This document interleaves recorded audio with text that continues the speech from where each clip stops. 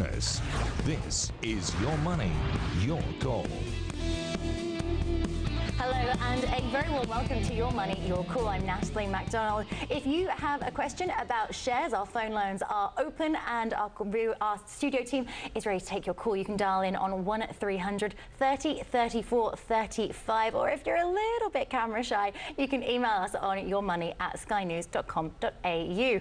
Well, joining me on the panel tonight, Ben Clark from TMS Capital and Lawrence Parker-Brown from Kosek Kadari Securities. Gentlemen, a very warm welcome to the show today. Let's just rewind a little bit and take a look at the session that was. We did in fact see Aussie shares moving higher, gains of about 0.3% to over a 1 week best. This, if we rewind to where we sat at this point last week, certainly shows some strength coming through and perhaps a little bit more of that January optimism. Yeah, absolutely. I mean, you know, I think this institutional guys are starting to get back into work, and you know, there's still this overwhelming feeling of positivity around the world, Natalie, and that hasn't translated really to our market as much as I think it should have. So the other thing I would say is, you know, we're nearly into the end of January now, and very few profit warnings. Traditionally, this is the season when companies would sort of come out and say we're not going to meet our numbers. So confession season has been pretty quiet. Yeah. QBE is probably the only major sort of company, and even that actually rose after a pretty average announcement, I thought. So, well, actually, I was going to mention that QBE topping the charts. In fact, the best performer on the session today with a 5.4% jump. So really, really spectacular, as you say, after that pretty average update. But Lawrence, when it comes to confession season, I mean, we did of course have the news of the Domain CEO stepping down, citing, you know, family reasons, wanting to spend more time with his family at home.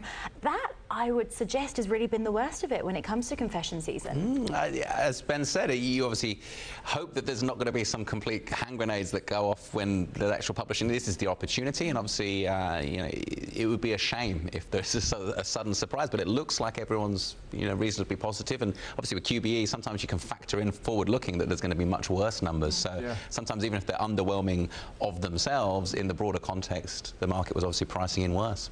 Of course, it was, I mean, just to rewind to that QBE news, we saw the shares falling as much as 6% yesterday, in fact, so really rebounding today, very much so, flagging a surprise record annual loss of about $1.2 billion. Now, in terms of moving forwards on QBE, how far do you look to price that in?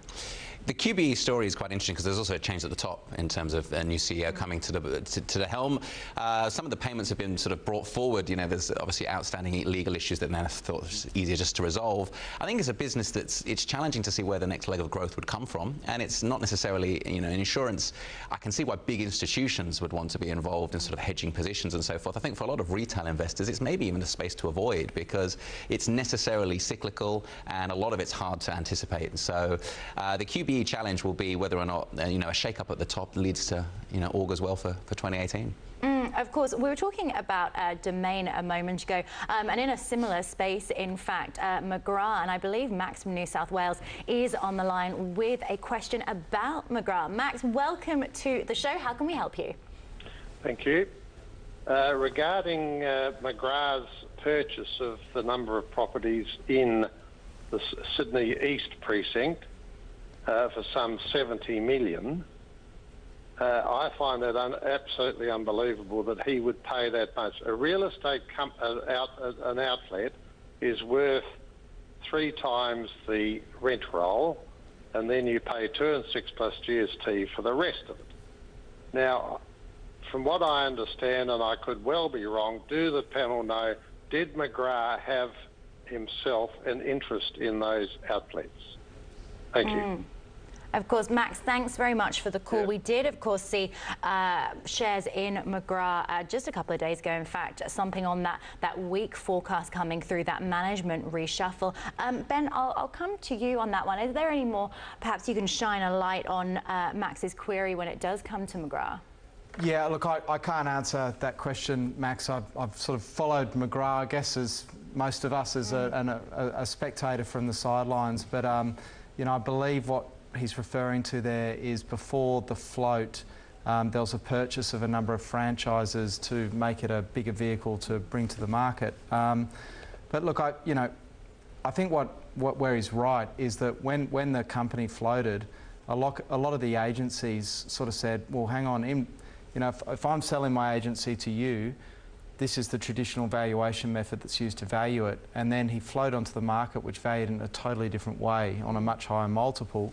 And that really confused a lot of people. And in hindsight, it was the wrong way to go. But so McGrath took a fair bit of money off the table on the float, but he is still a very large shareholder of McGrath. So he has worn a lot of the pain that other shareholders are wearing. And I think there has been other factors there. There's been a lot of very low volumes going through the market, but the big thing that happened was a number of their high-profile agents walked out about 6 to 12 months ago, and I think that's been a real issue for the business. A lot of them went to a business called The Agency, which was offering much more competitive splits to these agents, and they're not coming back. So, I think the hope with McGrath now, if you're still holding it, is that there is a privatisation. Yeah. But it's not in John McGrath's interest to be paying a high price for that. So yeah. I can't see why he'd be wanting to really get the share price revved up and then have to pay a premium to that price in the short term. John McGrath really considered the face, I guess it were, of Sydney's property boom, and so this is real reputational damage perhaps being done to McGrath, and it's some analysts have said that it's a house of cards now that is coming under greater scrutiny. I guess looking at what McGrath has to offer shareholders, Lawrence, how do you look to it? It's a really tricky space. I mean, with a recent listing like this, where there's key personnel risk, I mean, obviously there is infrastructure around it and there's brand reputation, but you're as good as the agents you have in the fields, and there will be other similar challenges for smaller kind of entities that list. If you were looking at this as an acquisition, you're sort of contrarian position, and obviously John McGrath's a very clever individual that, given time, potentially will have a strategy to remedy some of these challenges. But any of these roll-up listings where a lot's been pumped into the sort of the valuations and the forward-looking earnings growth, there's always that challenge that you're thinking, well, okay, that's how it looks in the prospectus. Can you execute? So I don't see it as being undervalued by the market. I think there's more pain to come, but that's not to write off McGrath. I think it's entirely plausible 3-4 years down the line there could be better news, but I think you've got to be very patient. There is like a good rent roll business in there, and this is like almost an annuity style business. There's no debt on the balance sheet. I believe there's net cash. So, there is the potential for a turnaround, but and we are also seeing more listing volumes. REA's hit an all-time high today, I think, and that's because listing volumes are quite strong in a weaker market. So I agree, it's not impossible, but it's whether it's turned around in private hands or in public hands is the question to me, and I think it'll probably be in private. If John thought that there's more, there's a decent amount of upside, take it private. It's probably easier to do it outside of the share market sort of short-term attentions. Lawrence saying just a moment ago, it's not to say, with all of this in mind, not to say that it's undervalued. There is still more pain to come. Would you agree on valuations from McGrath? Well, look, I just don't know. I mean, I would have thought that the backdrop is picking up for them. But the businesses take longer to turn around, I've learned, than you ever expect that they're going to. Even smaller businesses that are more agile. So, to me, it's a business that's still in a downgrade cycle, and it's showing no signs of getting any better. So, I think it could take at least 18 months to 2 years, I would have thought, to start getting the ship turning.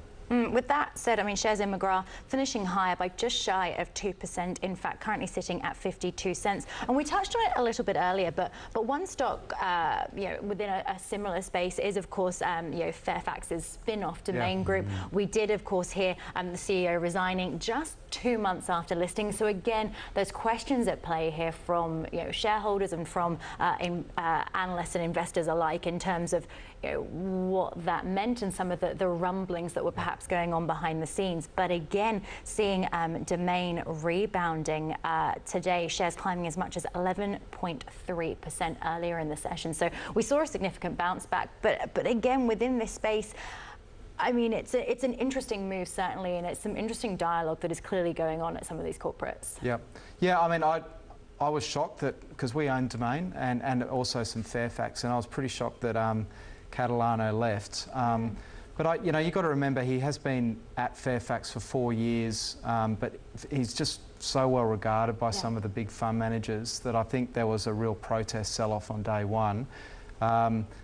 It's sort of, there's a story there that I think hasn't come out yet. Well, it's you just have too to think weird. So when you have some of these companies listing, shareholders and investors are buying into the management. That is something that you look at so much. And when we tell viewers at home to do their homework, one of the things that we mean by that is looking at the management structure, is looking at, the people and the personalities. And indeed, the Domain CEO considered one of those personalities and something that investors perhaps would have been buying into. 100%, Natalie. And it was the last thing that Fairfax needed, because this was really the next leg of the start of trying to re-accelerate the business. But look, they'll find another candidate. And what was lost a little bit was that the trading update they gave with the announcement was very strong. 22% revenue growth for the quarter. They're probably ticking over at about 30% profit growth at the moment, Domain. And I think Fairfax is going to have a really good year this year because of, I think Domain should do well longer term, but in the short term, I think abolishing these media ownership laws will mean that there's a wave of mergers in the old media space, and that'll give all of these players a bit of a kick. And we're seeing that, Nine and Southern Cross, that we're starting to see some moves in their share prices, and I think that'll continue. Just to that point, I mean, interesting to note, we saw really that ripple through on this session. I believe Nine Entertainment was actually among the best performers when the news did emerge regarding, of course, a Fairfax spin-off. Would that just have been a byproduct then of the weakness that we saw in Domain Group? It could well be. It's such a fascinating space because 10 have a new sort of demand to sort of revitalise the business and eat into some market share. You've got all of the online streaming services that are quite clever, but then likewise, they're not homogenous businesses depending on which assets you wanted to identify. I mean, obviously Fairfax was very exciting while it had Domain, but obviously it still holds so much. So yes, Fairfax is probably a strong way to play the space. One thing that's fascinating is with these traditional legacy industries, as much as everyone's pessimistic and where's the growth coming from, it's likely to be the case that they'll still be able to cater for a pretty inelastically demanding consumer base. So I think they can still be profitable. So all in all, I think Fairfax is an interesting play right now. I mean, there's Stan in there as well, which I've always been a bit sceptical about because Netflix, I think people are reluctant to have both. But there are also some interesting digital businesses.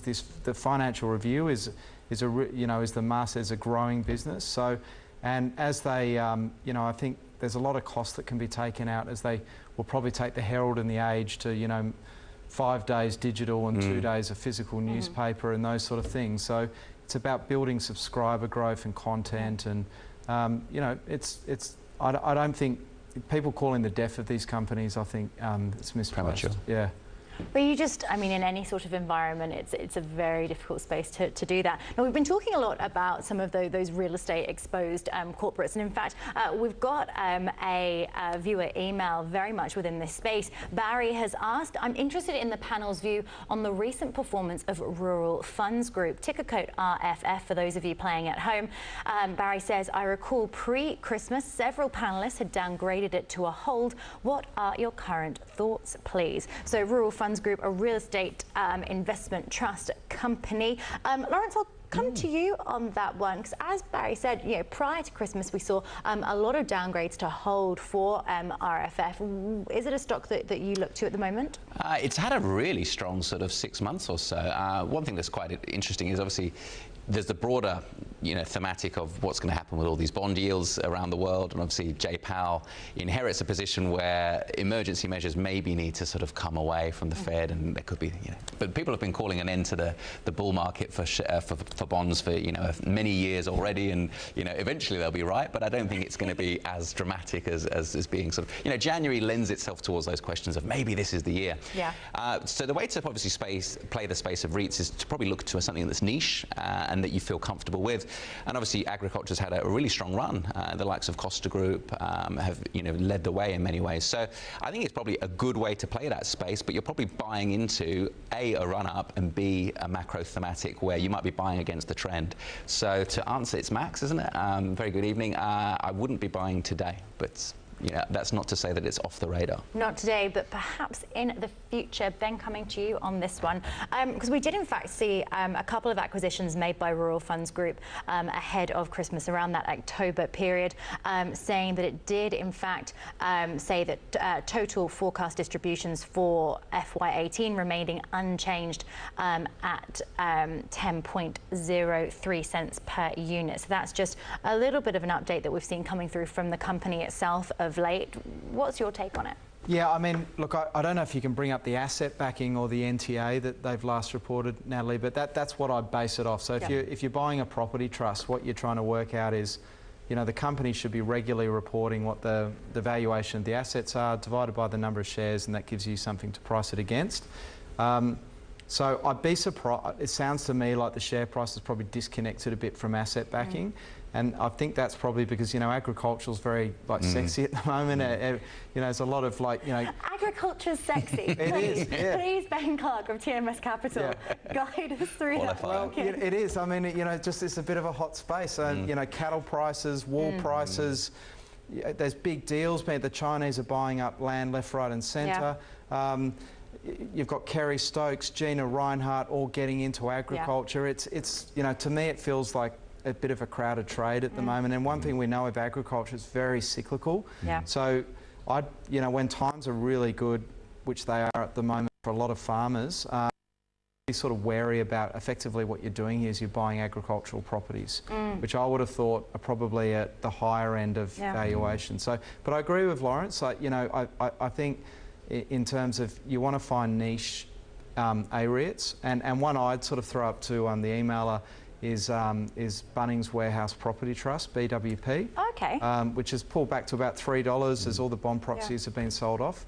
But that owns 63 standalone Bunnings properties, you know, very great tenant in Wesfarmers, who also own 24% of the trust. 15-year leases on these properties. You don't have tenants constantly cycling through them where you've got to, you know, empty floors and all that kind of thing.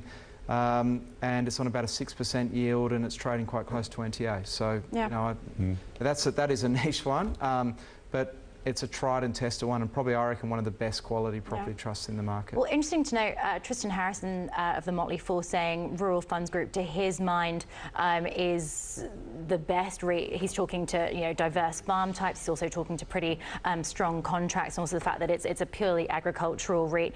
Just in terms of price performance, what we have seen, Rural Funds finishing the session high today at $2.20, gains of just shy of 2%.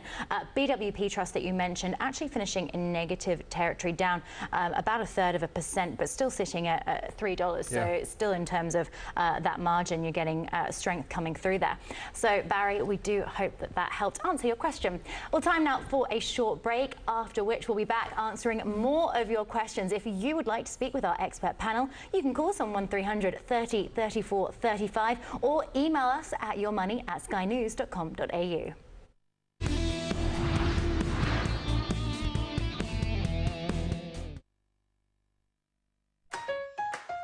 There's a simple way to help reduce stress. Be more alert. Build a healthier body. Stronger relationships. And most of all, just be happy. It's walking, and everything we need to get started is only 2 feet away. To walk yourself happy, go to the Heart Foundation Walking website and access the free app.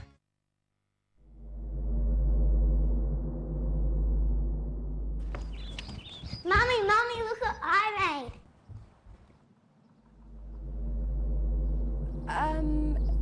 Have you shown anyone else this, darling? No, I just made it.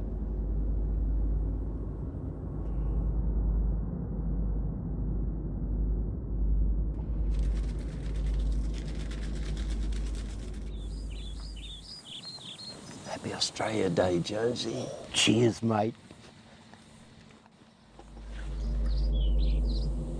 Talking about the good old days again, were you?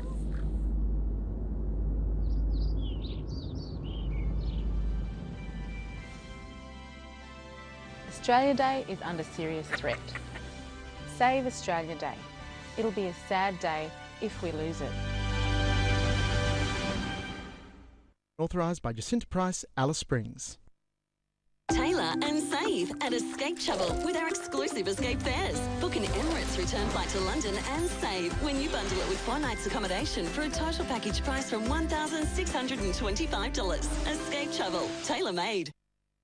It's 40% off store-wide at Rivers. That's 40% off all the latest men's and women's clothing and footwear. So hurry in-store and online today for 40% off store-wide. This won't last long. On now at Rivers. Our expert advisors put themselves in your shoes to give you right advice on your health insurance. We've learned that in just 4 years, on average, health insurance premiums have increased by a total of 24%. And on April 1st, prices rise again.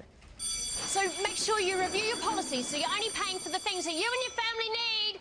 Ooh. Speak to an advisor by Easter Sunday. Call 13 32 32 or visit comparethemarket.com.au. Simples. This couple met on a paid dating site. Jen and Luke met for free on Plenty of Fish. Happy couple, happy couple. Why pay to meet someone? plentyoffish.com.au. Simple, free, and it works. Join me for Heads Up, all the news that you're going to read about the next day. Why am I here? Because I'm following you and we want people to stay on after they watch you. So I'm just a prop? Yeah, but a good prop. With your money, your call. Welcome back to Your Money, Your Call. We are still taking your calls, 1300 30 34 35, and your emails on yourmoney@skynews.com.au. So we've got another email coming through. Do feel free to call in, certainly. Our studio team is waiting to take your calls, but an email is also nice. John has sent in an email. He writes, can I get your views on the major insurance stocks? Which one is your pick in this space? Well, John, you may have heard us talking about QBE Insurance just a short while ago. But Lawrence, coming to you firstly on this one, I mean, outside of QBE, who do you look to? Borderline cheating, but pull me up. I think if you want to be in the insurance space, that medical insurance is probably the way I would play the space. So NHF, ticker code for NIB Holdings, we feel is eating into some market share, is quite successful in sort of packaging themselves to international students, and I think education is going to be an exciting market for Australia ongoing. It already has that. So that's the way that we sort of play the space. And obviously Medibank, you know, throw that out there. There's always concerns in terms of regulatory risk, but all in all, that's another stock where probably we got very pessimistic at various points in 2017, and it's had a real run. So we prefer that to the likes of AAG and QBE. And just on that, when it comes to, I guess, medical health insurance, analysts at Macquarie Wealth Management just last week, in fact, flagging that they see the health insurance premium price increase tipped to stay below 4%, in fact. So the likes of Medibank, NIB Holdings will hike premiums this year, but trends are showing that they will stay capped below that 4% level. Yeah. Ben, on that one, I mean, you did take a bit of it. That was a real deviation there. I mean, in terms of the insurers, and as John's question did ask, he was looking at some of those major insurers. Although I like what you did there, Lawrence. But I'm going to do something similar. It's so sneaky. Yeah, well, look, I think IAG and Suncorp, you know, you got the banking exposure there. IAG, I find it hard to get too excited about, and QBE, I think, the reason the market has actually lifted the share price of QBE despite another appalling downgrade is that Pat Reagan, the new CEO, has basically said he's going to start flogging off a lot of the parts of the business, simplify it. And we've seen that, you know, if you look at Woolworths as an example, you know, that very successfully done that. It takes time, but, you know, it looks like they're going to go back to being a much more simple vehicle. And you remember, like, a year ago, it was widely rumoured that Zurich made a $16 informal takeover bid for QBE, and John Neal, the previous CEO, knocked it back and said the business is going to, and there's been 2 profit downgrades since then. So, you know, I think there's still interest in these kind of businesses. But I'd look at one called Austbrokers, which is an insurance broker. So they actually sell a lot of the, like a mortgage broker, sell a lot of the policies that QBE and Suncorp, etc., underwrite. And you know, the beauty that they've got at this point in the cycle is that interest rates are rising, or will be rising, and you know, sort of, and insurance premiums are rising. Yeah. So what you tend to find is if a premium goes from typically costing $700 to $800, they'll get a percentage of that for doing the same amount of work. So it's a business that does well in that rising premium environment, which is starting to emerge. Because Morgan Stanley telling clients that the FY18 guidance that we saw, they're saying it looks conservatively set and higher quality, saying that the outlook is for a cleaner QBE portfolio. And Ben, I guess that's what you speak to, and particularly when it says that it's conducting a strategic review when it comes to its Latin American business as well. But Morgan Stanley saying that with greater underwriting discipline supported by improving fundamentals. So Morgan Stanley actually seeing improving fundamentals when it comes to this insurance space, which kind of goes against what you said a moment ago. I agree. Look, the one thing that's fascinating about the space is when you grow and you want to be in different territories, it also becomes a very complicated business to run. I think you're relying on being this conglomerate that can speak effectively to different markets. I think simplifying something that we'll see across all the financials this year, particularly with the Royal Commission, and that's probably going to make QBE an interesting space. Any volatility is an opportunity to pick it up. Again, the cheat answer is I think Suncorp is a place to sort of have that insurance, pure insurance exposure, and sort of diversify within that space and pick up a little bit of banking, which could be interesting. Maybe it gets some sort of contrarian buying as the big four come under a lot of scrutiny. And interesting to note also, in terms of, we were talking about obviously the medical insurance space, we did see the likes of CSL, Cochlear gaining 0.9% and 3.5% respectively. CSL in fact closing at a record high. So I guess in terms of that space and the flow throughs, quite great there in fact. Healthcare is a space where some people characterise it defensive. I think it's a pretty Catholic sector with lots of different types of businesses. I think there are some really strong performers there that I think are well worthy of a lot of people reviewing. ResMed obviously coming out with some pretty impressive numbers. We like Fisher and Paykel in that space. You feel that they can export something that's a value proposition to a lot of different markets. So yeah, I think the healthcare space, there's a few dogs out there, and there's a few that are likely to be very defensive. But even though there's some lofty PEs, I think Cochlear, ResMed, great businesses. Interesting. Well, it's time now for a short break, and I'll be saying goodbye. In fact, it's all from me this evening. But after the break, Francesco D'Estrades from Ord Minnett will be in the chair. If you would like to speak with our expert panel, call us on 1300 30 34 35 or email us at yourmoney@skynews.com.au. Do stay with us. You're watching Your Money, Your Call on Australia's Business Channel. At SEW Eurodrive, we combine the strength of a global player together with an Australia-wide network ready to drive your operations into the future.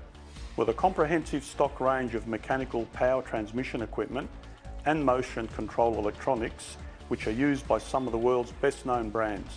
For Australia-wide sales, technical and service support, contact the team at SEW Eurodrive.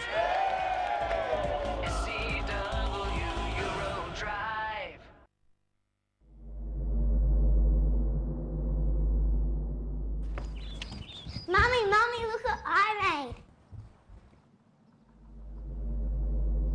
made. Have you shown anyone else this, darling? No, I just made it.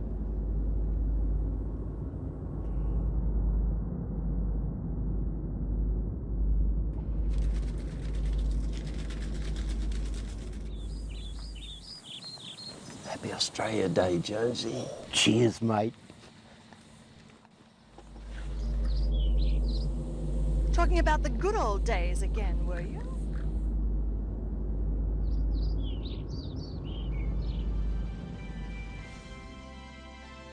Australia Day is under serious threat. Save Australia Day. It'll be a sad day if we lose it. Authorised by Jacinta Price, Alice Springs. Every day, the men and women of BHP gather across Australia and around the world to produce the resources that fuels our transport, powers our industries, warms our homes, cooks our food, and makes possible the technologies that will help build a cleaner, more sustainable future for all of us. Imagine what we can do next if we continue to think big. Think big. So, my favourite hotel in Paris is definitely Hotel Delia. But since I've discovered Trivago, I ask myself, Why didn't I compare prices for this hotel before? It's so easy. Hotel Trivago. There's a simple way to help reduce stress. Be more alert. Build a healthier body. Stronger relationships. And most of all, just be happy. It's walking, and everything we need to get started is only 2 feet away. To walk yourself happy, go to the Heart Foundation Walking website and access the free app. Only customers get a hire car when their car is stolen. Nailed it! Get more with Budget Direct, Money Magazine's Insurer of the Year.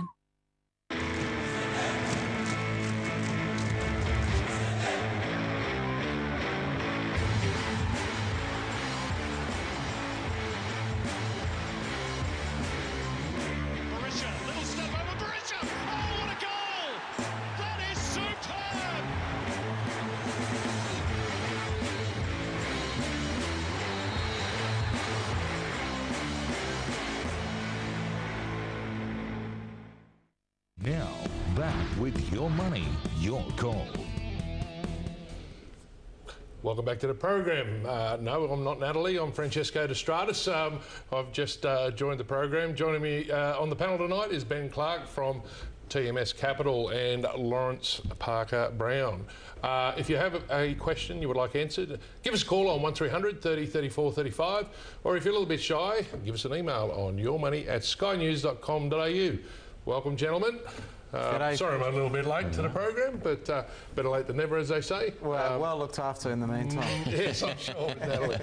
Look, the markets are looking pretty positive for start of the year. Yes, they've pulled back from their highs, but looks like, particularly globally, we're starting to see some early signs of some promising returns in the market for 2018. What are your thoughts, Ben? I'm pretty positive. I think I think we're going to get a correction at some stage early this year, but I think overall, we could see 65, 6,600 at some stage by the end of the year.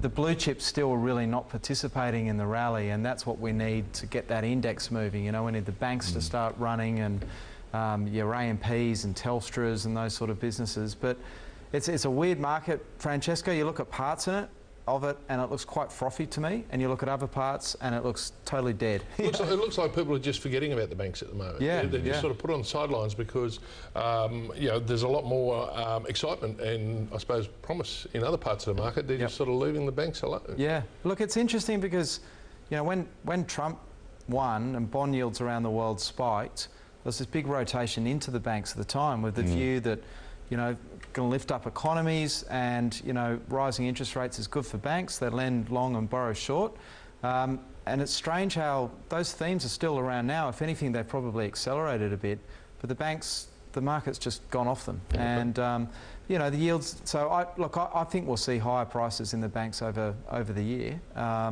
And we've seen a couple of pretty encouraging earnings announcements. ResMed yesterday. Not too many profit downgrades in normally a bit of a trying time of the year. So, I think it's hopefully going to be a good February.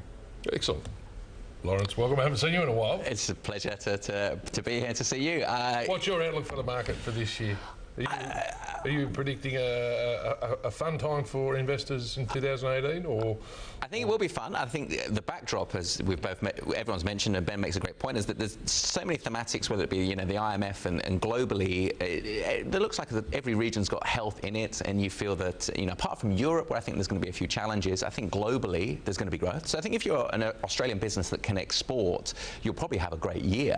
But I'll be sort of the counterbalance is I'm not convinced the index is going to move a great amount. I could imagine in 2019, particularly if the banks have anything to worry about in this Royal Commission and there's any sort of challenge with those blue chips which move the index, I think lots of businesses will do well, but I think the index could probably end up pretty similar year on year. There you go. Some good commentary from both gentlemen. Let's go to our caller on the line. We have Elizabeth in Melbourne. Hello, Elizabeth. Oh, hello. I wondered what you all think for the prospects of mineral resources for medium to long-term hold. I did buy it, then it went down along with the other lithium stocks, but it seems much more diversified than just lithium. So I wondered if you think it was a good thing to have long-term.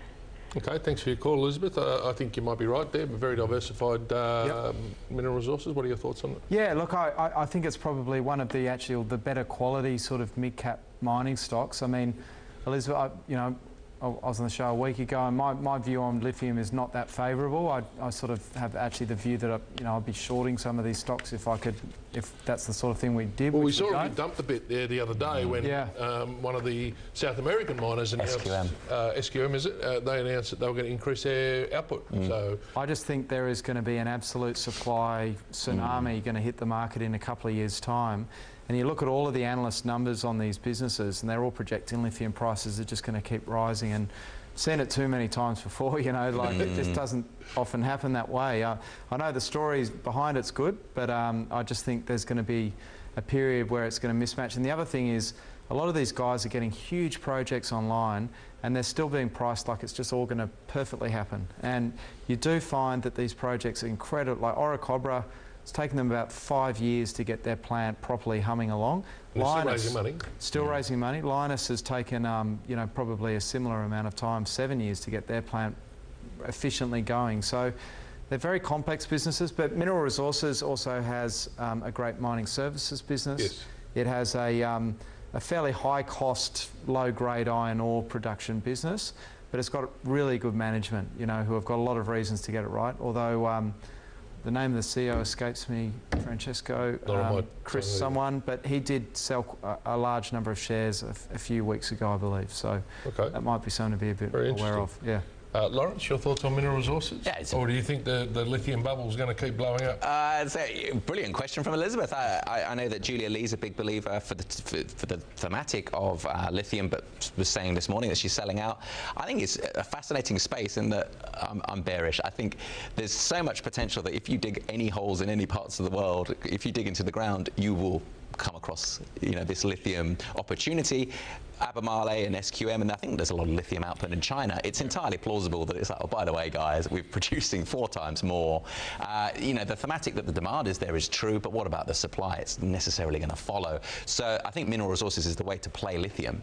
Lithium is a trading opportunity, but it is entirely plausible that 6 months, 12 months down the line, it's something we won't mention with much excitement. So mineral resources, the materials space is a great place to be right now, and probably the best thing to do if you're risk averse like me is that mining services, because there's demand for it. There's a strength on the balance sheet from the big names to the mid-tier.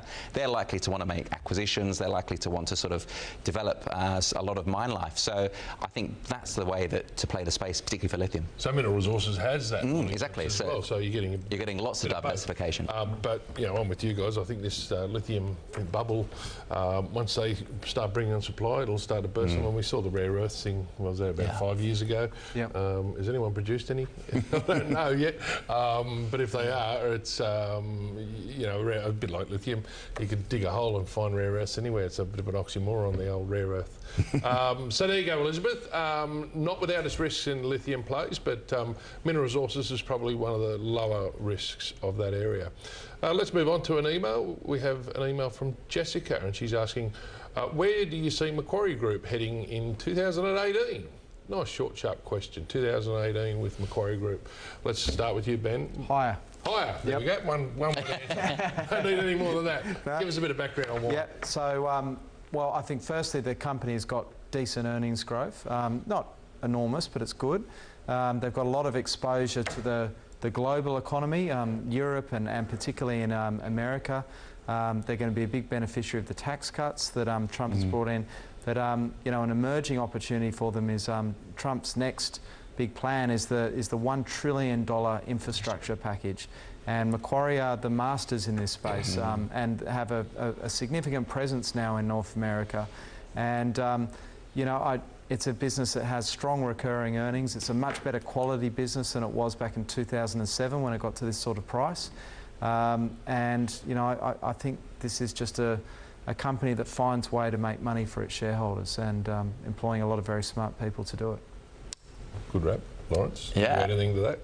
Outstanding answer. I think the thing to throw into all of this is the Royal Commission is sort of bringing Macquarie along with them, where the profit might look to be infrastructure, it might look to be US tax cuts, it might look to be funds management. So the one sort of question mark in the back of my mind is, and it's probably, I mean, I was on with Leo Shanahan and he made the excellent point, it will be an excuse, but you wonder if they're sort of interested in maybe, you know, reducing their footprint in Australia, because that's the big question mark to me that could create some volatility. Oh, I think you'll find that the majority of their earnings is offshore. Yeah, exactly. And so, you know, were they to say, well, actually, we don't want a headquarter in Australia anymore, and we maybe want to have a dual listing. It's those sort of rumours, not to say that I have any inside track on that or that it's likely, but that's possibly where you could say, well, long term, I like the growth prospects, but 2018, particularly with this Royal Commission, they're probably going to say, well, we're getting dragged into a lot of things that maybe don't really need to involve us.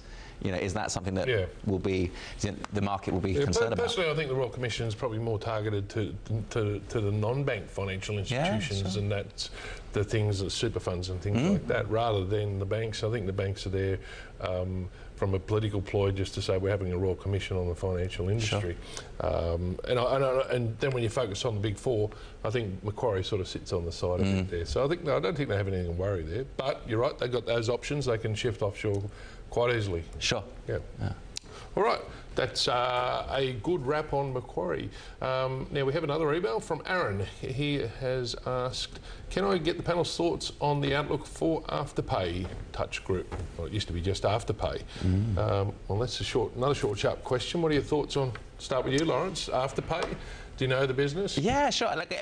What they've achieved so far has been very exciting for the market, and I think it's a win-win for everyone. I think customers like the ability to sort of defer payments, particularly younger people, but I understand from their research that lots of the demographic that are using this are sort of 40, 50 plus, so quite exciting that, you know, a broad range of people use it. You find that demographic is actually been exposed to this type of payment in the past with the lay-bys. You know, their parents would have lay-by products in the stores when they before Christmas and leading up to it. So, so I think they've got experience with it rather than great point, exactly. It's a kind of modern version, but I'm thrilled. I hope I'm at 55 using, you know, smartphone applications to sort of add to my shopping. So customers like it. Obviously, if you're a retailer, great. I think the challenge is that the next leg of growth might be taking on board riskier lending and people that maybe can't make the payments, because when you start going mainstream, and the other thing that is a challenge is that's for Afterpay. The industry itself, they are not unique, and eventually, you know, Royal Commission, it might be the case that there's regulatory risk where the government starts saying,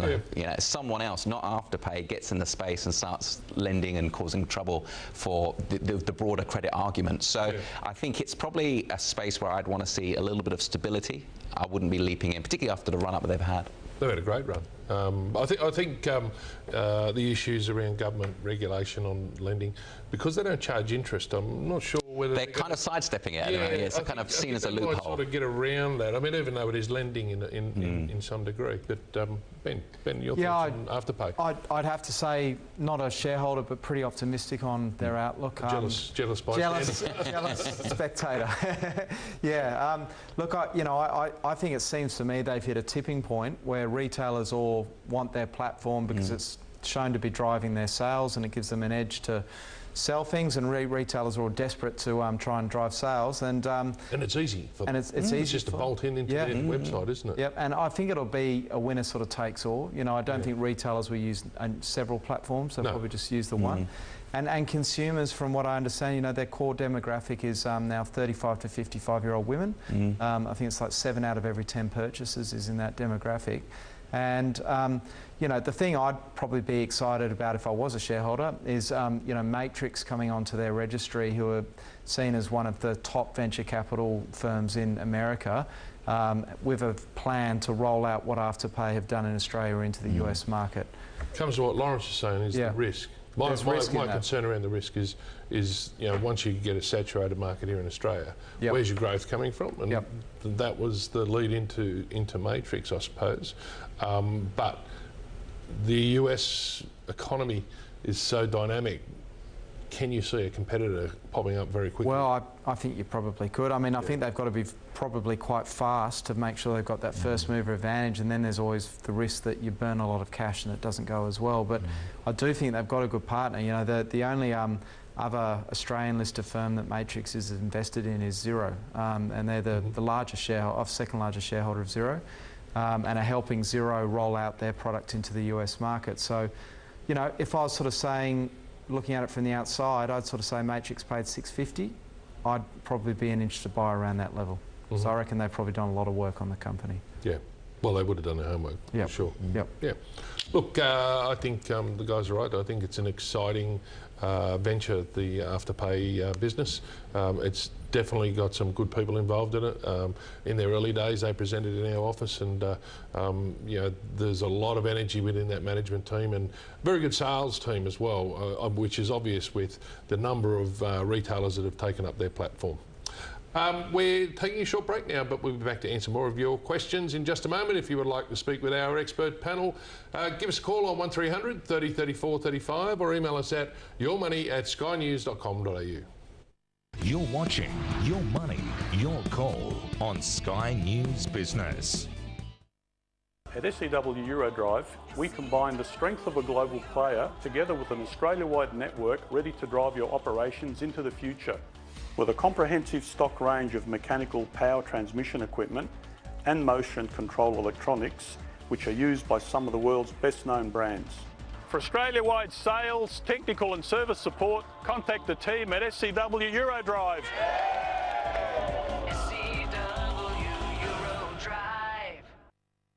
So I've been to Japan to see how they're powering their industry.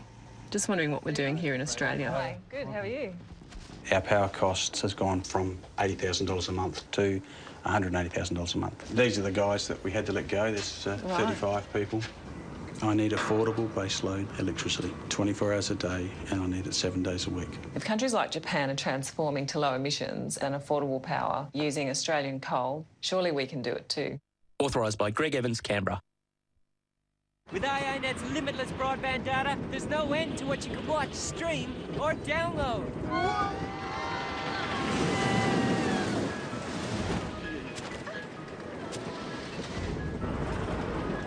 And it's just $69.99 a month on a no lock-in contract.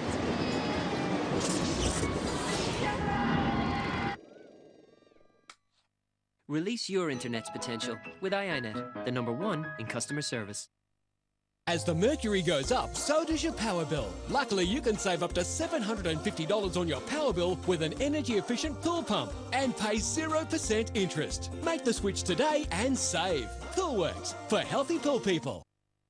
It's 40% off store-wide at Rivers. That's 40% off all the latest men's and women's clothing and footwear. So hurry in-store and online today for 40% off store-wide. This won't last long. On now at Rivers.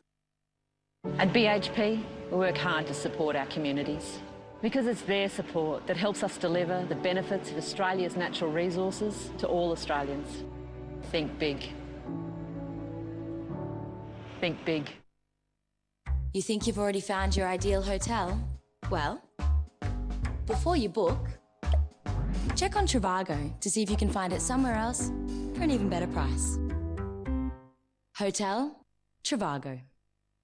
Ladies and gentlemen, this is a game changer. Not just once a week, not just twice. Stick with me. Yes, there's more, and we're not all done. No, it's wall to wall, even on a Friday. Australia, you will be sold on Saturdays. Insights, Glitz, all of those nail-biting live auctions. Sold. And now every weeknight. Property fans, this is phenomenal. The Sky News Real Estate Revolution. Congratulations, Australia. Channel 602.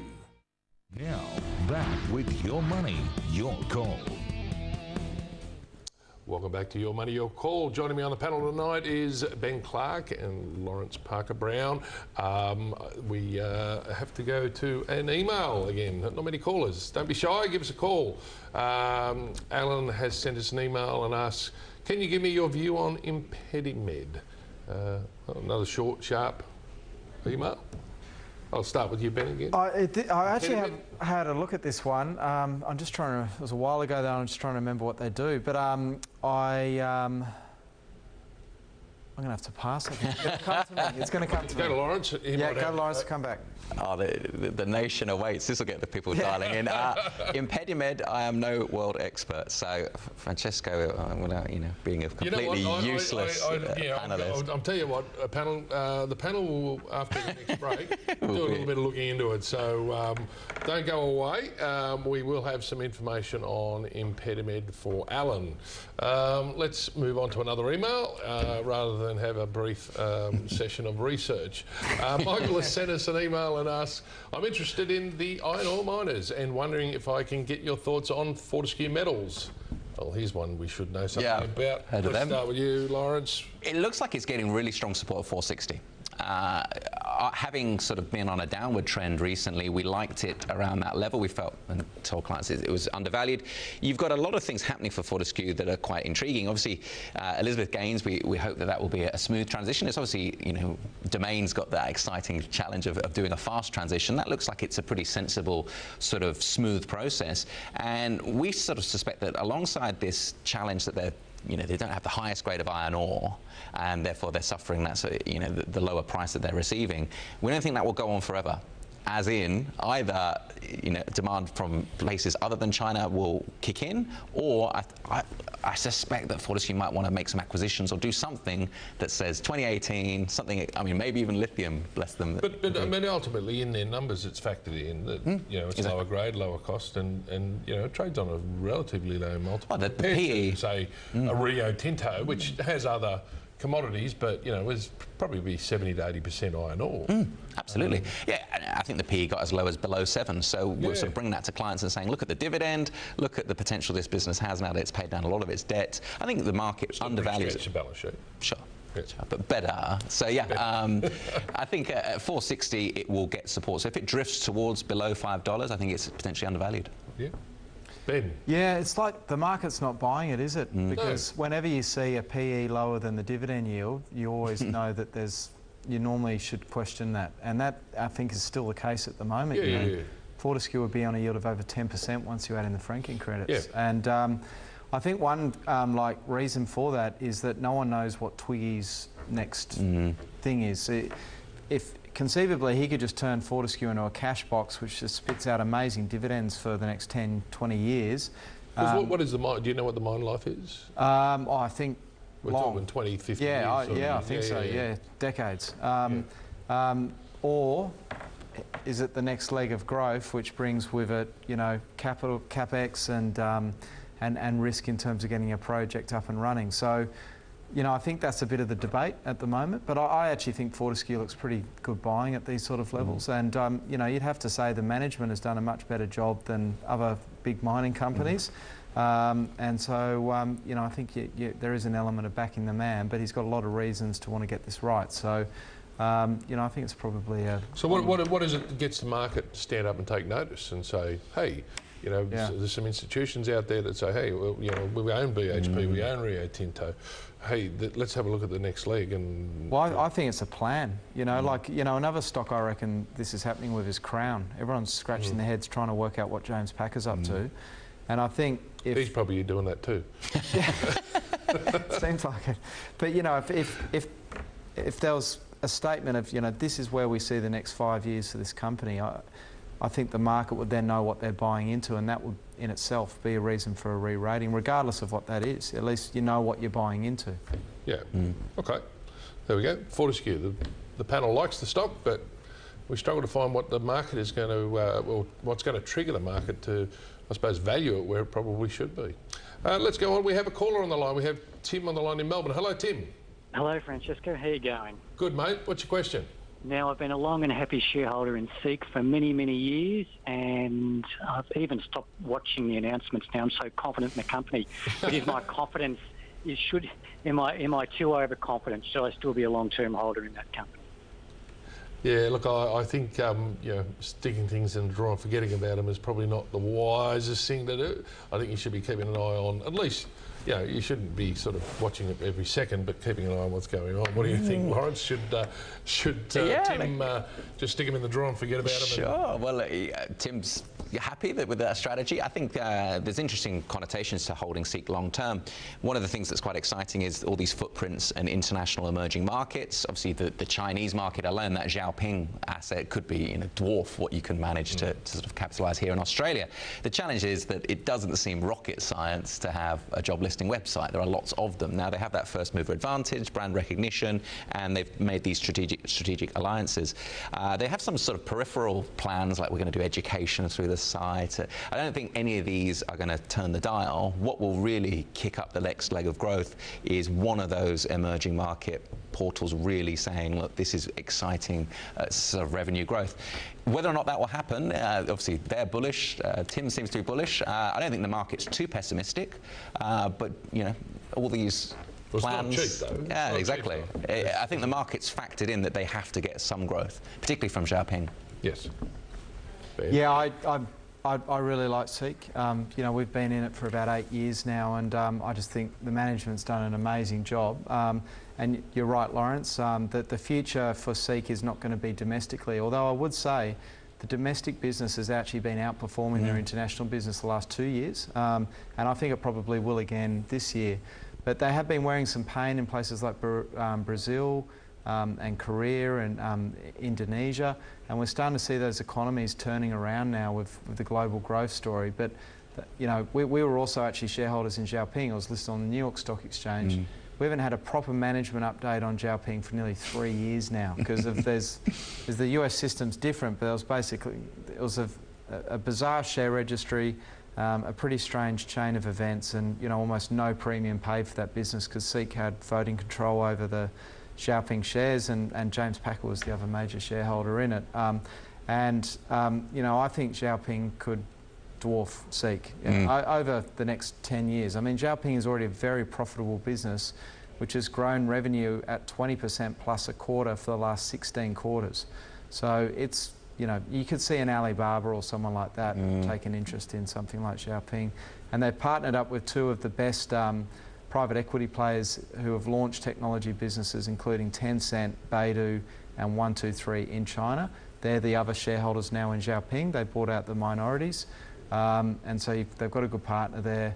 And the other thing I would say is they've been putting a lot of money into not recruitment, but into the placement market. So they're trying to disrupt basically a lot of the guys that work in there placing jobs. They reckon it's like an $8 billion revenue opportunity. It's pretty high commissions in that space for those that are in there. So being, I suppose, a big player like SEEK, they could probably clip those commissions, but then it comes down to, well, the quality of your placements as well. Definitely. I mean, but the thing that they've always done is they've invested ahead of the curve, which a lot of Australian businesses haven't done. And a good example of that was last week they announced that they partnered with Alexa, the Amazon Home Secretary, so that you can now actually search for jobs through Alexa. So you can say, Alexa, I'm trying to find a job between this, this and this, and that will do a search through the SEEK website and present data back to you. So, they're pretty smart. Okay. So there you go, Tim. One of those stocks that you've had for a long time and probably worthwhile hanging on to for a little bit longer. But I would advise against sitting there and not watching any announcements. Something could come out of left field at any moment. Not that I'm saying there would be. That brings us to the end of our first hour, but with our 2-hour program, we'll be back after the break with another hour of Your Money, Your Call with Ben and Lawrence.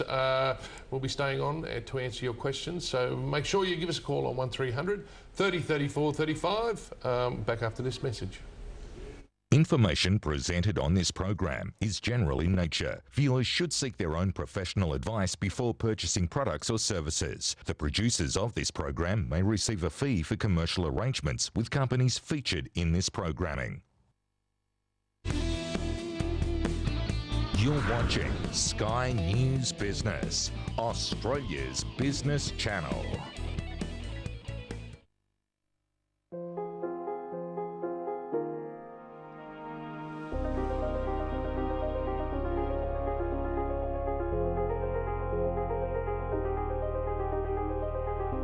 We know you've always worked hard for your money. Isn't it time your money worked hard for you? Invest with Latrobe Financial, trusted by Australians for more than 60 years and judged Money Magazine's best mortgage fund 8 years in a row.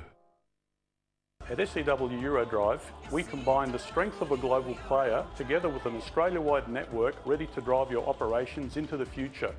With a comprehensive stock range of mechanical power transmission equipment and motion control electronics, which are used by some of the world's best-known brands.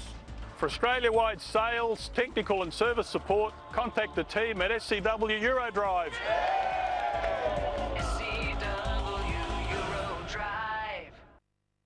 With IINet's limitless broadband data, there's no end to what you can watch, stream, or download.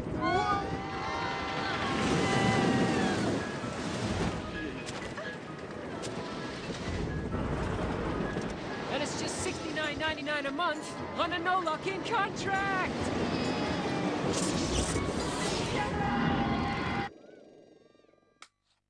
Release your internet's potential with IINet, the #1 in customer service. There are plenty of booking websites. Your ideal hotel may only be listed on one or on several, but for very different prices. Do you really want to check them all? Instead, use Trivago to compare these offers and find your ideal hotel for the best price. Hotel Trivago. At BHP, we work hard to support our communities because it's their support that helps us deliver the benefits of Australia's natural resources to all Australians. Think big. Think big. As the mercury goes up, so does your power bill. Luckily, you can save up to $750 on your power bill with an energy-efficient pool pump and pay 0% interest. Make the switch today and save. Poolworks, for healthy pool people.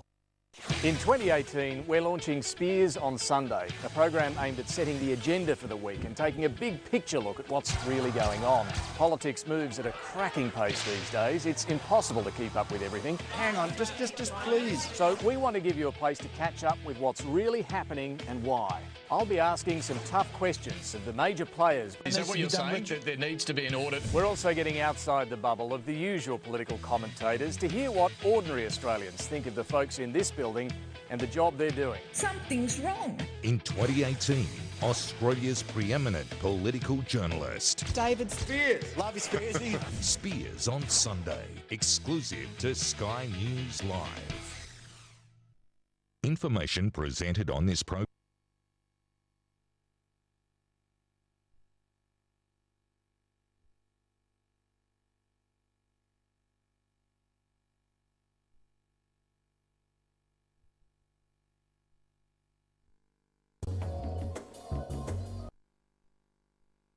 Eurodrive.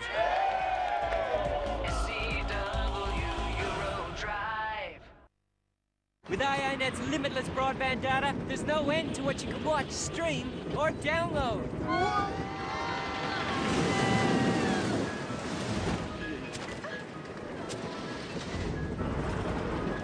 And it's just $69.99 a month on a no lock-in contract.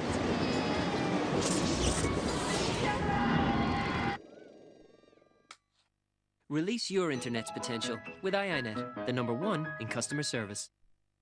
There are plenty of booking websites. Your ideal hotel may only be listed on one or on several, but for very different prices. Do you really want to check them all? Instead, use Trivago to compare these offers and find your ideal hotel for the best price. Hotel Trivago. At BHP, we work hard to support our communities because it's their support that helps us deliver the benefits of Australia's natural resources to all Australians. Think big. Think big. As the mercury goes up, so does your power bill. Luckily, you can save up to $750 on your power bill with an energy-efficient pool pump and pay 0% interest. Make the switch today and save. Poolworks, for healthy pool people. In 2018, we're launching Spears on Sunday, a program aimed at setting the agenda for the week and taking a big picture look at what's really going on. Politics moves at a cracking pace these days. It's impossible to keep up with everything. Hang on, just please. So we want to give you a place to catch up with what's really happening and why. I'll be asking some tough questions of the major players. Is that what you're saying, that there needs to be an audit? We're also getting outside the bubble of the usual political commentators to hear what ordinary Australians think of the folks in this building and the job they're doing. Something's wrong. In 2018, Australia's preeminent political journalist. David Spears. Love you, Spearsy. Spears on Sunday, exclusive to Sky News Live. Information presented on this program is general in nature. Viewers should seek their own professional advice before purchasing products or services. The producers of this program may receive a fee for commercial arrangements with companies featured in this programming.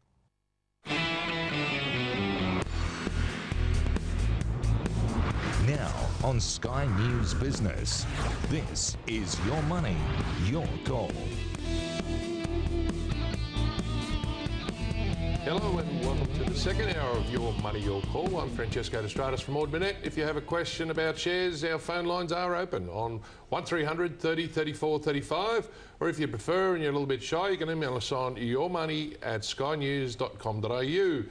Joining me on the panel tonight is Ben Clark from TMS Capital and Lawrence Parker-Brown from Cossack Kodari Securities. Welcome to the program, gentlemen. We've been here for a little while, but we'll be here for a little bit longer. Now, before, in the first hour, we had a question on an email from Alan about ImpediMed, and I promised him that we would do a little bit of research during the break, and we've done that. We can't give too much away, but what are your thoughts on ImpediMed? Yeah, at first glance, obviously. First glance. So they have FDA approval to sell a device which they've sort of got from scratch, built from scratch, that monitors fluid levels in patients who have had heart failure. I know that a couple of pretty well-rated small-cap fund managers really like this company. It's got a lot of cash on its balance sheet. I believe it's got like 40 or 50 million in cash. No debt, and they're in that sales part of their thing. So, this is the time I think I would get interested in a biotech sort of stock. It's through the riskier part, which is trying to get the approval that the product actually works, or the device. And now it's more about trying to generate sales and trying to, so it's more in that Nanosonics is probably a bit of a similar company in this vein. So it probably looks quite interesting to me. Lawrence? Outstanding knowledge, research. Yeah, absolutely. So, the biotech space is quite interesting, where you sort of, can we get something to market? Does it get approval? Does it work? Is there any efficacy? Can it, prove its merits? And then, can we get lots of different hospital trusts, and can we get all the different regions to buy into it? So that's the proposition that they're bringing to market. Quite exciting in terms of investments. And obviously, you look at the demand for challenges with the fluid retention that comes in the arms, legs, to do with any heart conditions. It's likely to, you see more and more patients needing it around the world, particularly in the developed world. So lots to like about the business, but the risky element has been very adequately covered. So I'm sort of rehashing, is there going to be the ability to retain the customers? Can they generate that annuity revenue stream by getting repeat customers? So that's the question mark. And just because a drug or a procedure or a device is approved by the FDA doesn't mean the doctors are going to buy it. Recommend it to their patients. So there's a whole process on the sales side of things as well. And if they've got a lot of cash on the balance sheet, that helps. Obviously, you've got to invest to make money. The other concern that I would see on a procedure or product like that would be, what are the competing advices out there, than what do they do, and how much of a market do they, I suppose, capture. But looks like a very interesting stock out there, Alan. Let's move on. We have a caller on the line in Sydney. Hello, Dion. Oh, g'day panel, how are you? Good, thanks, mate. What's your question? The question is two stocks, Capral CAA and GrainCorp GNC. Could I get the panel's opinion on these two stocks, please? Okay, just a general opinion? Yes, just a general opinion, yes, that's all. Okay, let's start with Capral. Haven't looked at Capral for years. Let's start with GrainCorp. Okay. I think GrainCorp's a great business. It is really an infrastructure stock. It owns a lot of the a lot of the silos and the infrastructure network that grain, etc., is transported from farmers' fields to the ports. And the thing I would say, Dion, is that this is one that you want to buy when there's a bad drought or something like that. Volumes of grain are very low, because really it's just a volume game for them. It doesn't matter if the farmers are getting great prices, they just get a charge on the amount that's going through their system.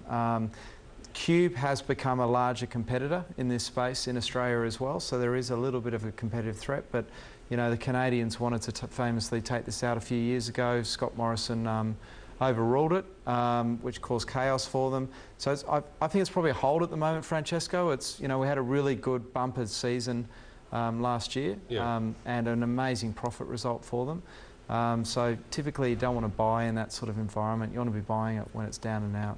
Okay. Lawrence, your thoughts?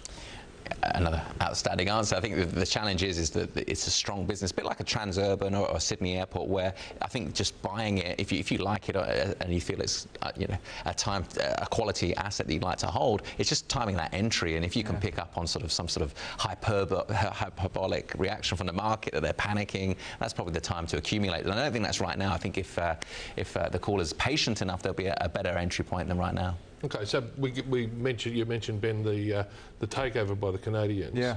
At that time, it was considered that GrainCorp probably need to invest a lot of capital in some of their infrastructure where it's getting a bit old and dated. Is that still the case, do you know? The capex dilemma for a lot of businesses is surely it's a great time to be investing. You know, the technology is stronger, and obviously borrowing costs for now, certainly domestically, are reasonably, you know, appealing. So that is probably something that would be a concern. But you know, the particular year when they say right now's the time, that will obviously create some volatility as well. Because part of that proposal by the Canadians, which got knocked back by the Foreign Investment Review Board, was that they were going to invest so many millions into the infrastructure and improve the outcomes for, particularly for the grain growers and the exporters. That didn't necessarily come about, so it'll be interesting to see how GrainCorp go, but I agree with the guys, wait for a pretty ordinary season before you start investing in something like that. It's probably fully priced at the moment. Okay, we are moving on to an email from Alex. He's asking, can I get the panel's view on Santos? It was downgraded to sell by one of the brokers last week, and I'm wondering what you make of it. Well, a sell, and then today they put out their production numbers and they've been upgraded by most people. What are your thoughts on Santos, Lawrence? So look at Santos, obviously two things to consider are obviously oil, which is one debate, and I think the LNG is a very exciting asset. In terms of oil, Aramco, that divestment, you know, taking it as an IPO is a big concern for Saudi Arabia, and I think that OPEC will have that sort of cutting sort of imperative for the foreseeable. So that's likely to be supportive. The big counterbalance, and I think it's one that we sort of forgot a little bit as a market, is US shale is going to kick in big, because there's... Hasn't yet, though. Well, yeah, sure. I mean... You know, the oil price has gone up 350, 360. And we're not seeing evidence of that supply coming from the US. But yeah, sure. Getting to sort of a point where it's $100 a barrel, I think will be negated. So I think it's sort of around that, sort of in that 60s range, is to some extent a bit of a ceiling. I think the LNG is a really exciting. I mean, Santos as a business has sort of grit its teeth and got through having that debt and sort of, you know, big concerns. So I think you have to be very patient. I wouldn't be looking at this as a trading opportunity necessarily, but I think that LNG and that ability to export is going to be quite exciting. Okay. Ben, yeah, Santos, mate? I think it's probably, like, I think there's better players in the industry. So I'd prefer Oil Search or Origin. It's had a great run recently. I know it's still a long way off its highs previously. I think it's got a much better guy running it who's done a great job taking cost out of the business. The debt's now under control. You know, talk of a takeover bid continuing to swirl around. But the stock's run hard, and takeover bids on Santos have been around for 20 years. They have. I know. But this one seems, you know, it seemed there was an approach, and you know, it's just going to be a price, right? If they come back, but you know, I think there's other operators that have just been better longer term. It's interesting with the shale, you know, sort of like I've been reading about this sector, and one thing that apparently has stopped shale coming back as quickly as you'd expect is.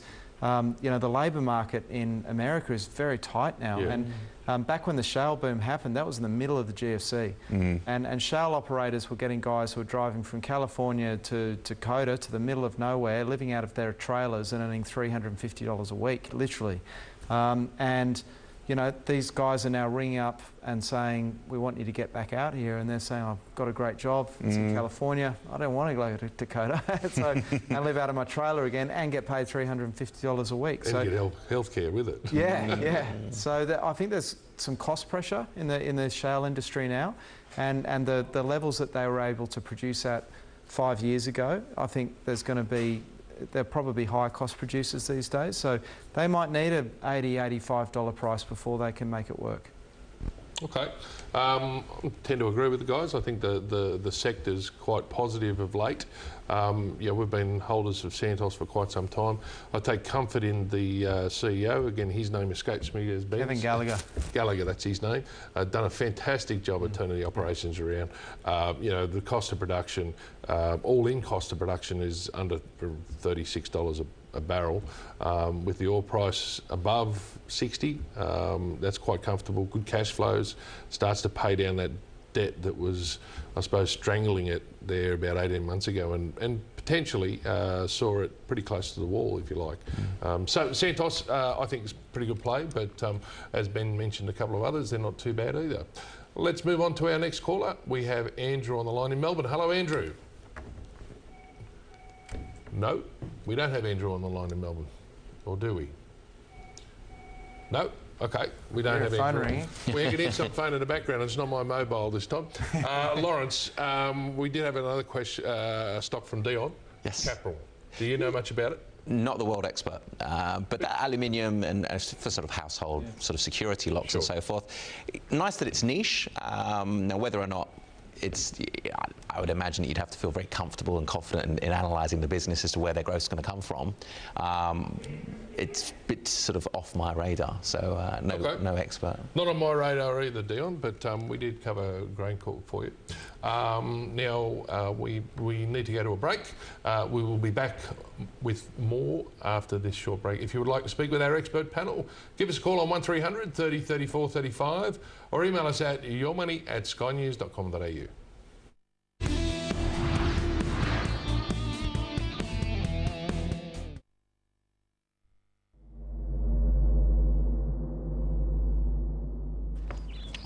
Mommy, look what I made.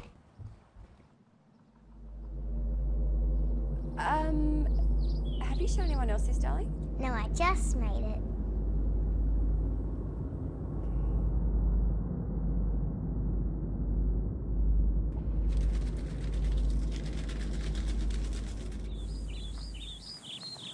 Happy Australia Day, Jonesy. Cheers, mate.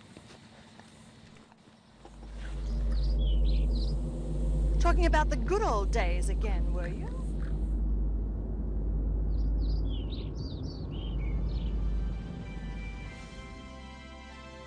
Australia Day is under serious threat. Save Australia Day. It'll be a sad day if we lose it. Authorised by Jacinta Price, Alice Springs. 130 years ago, 7 ordinary men gathered in Broken Hill and dared to think big. The company they created that day was BHP, the big Australian.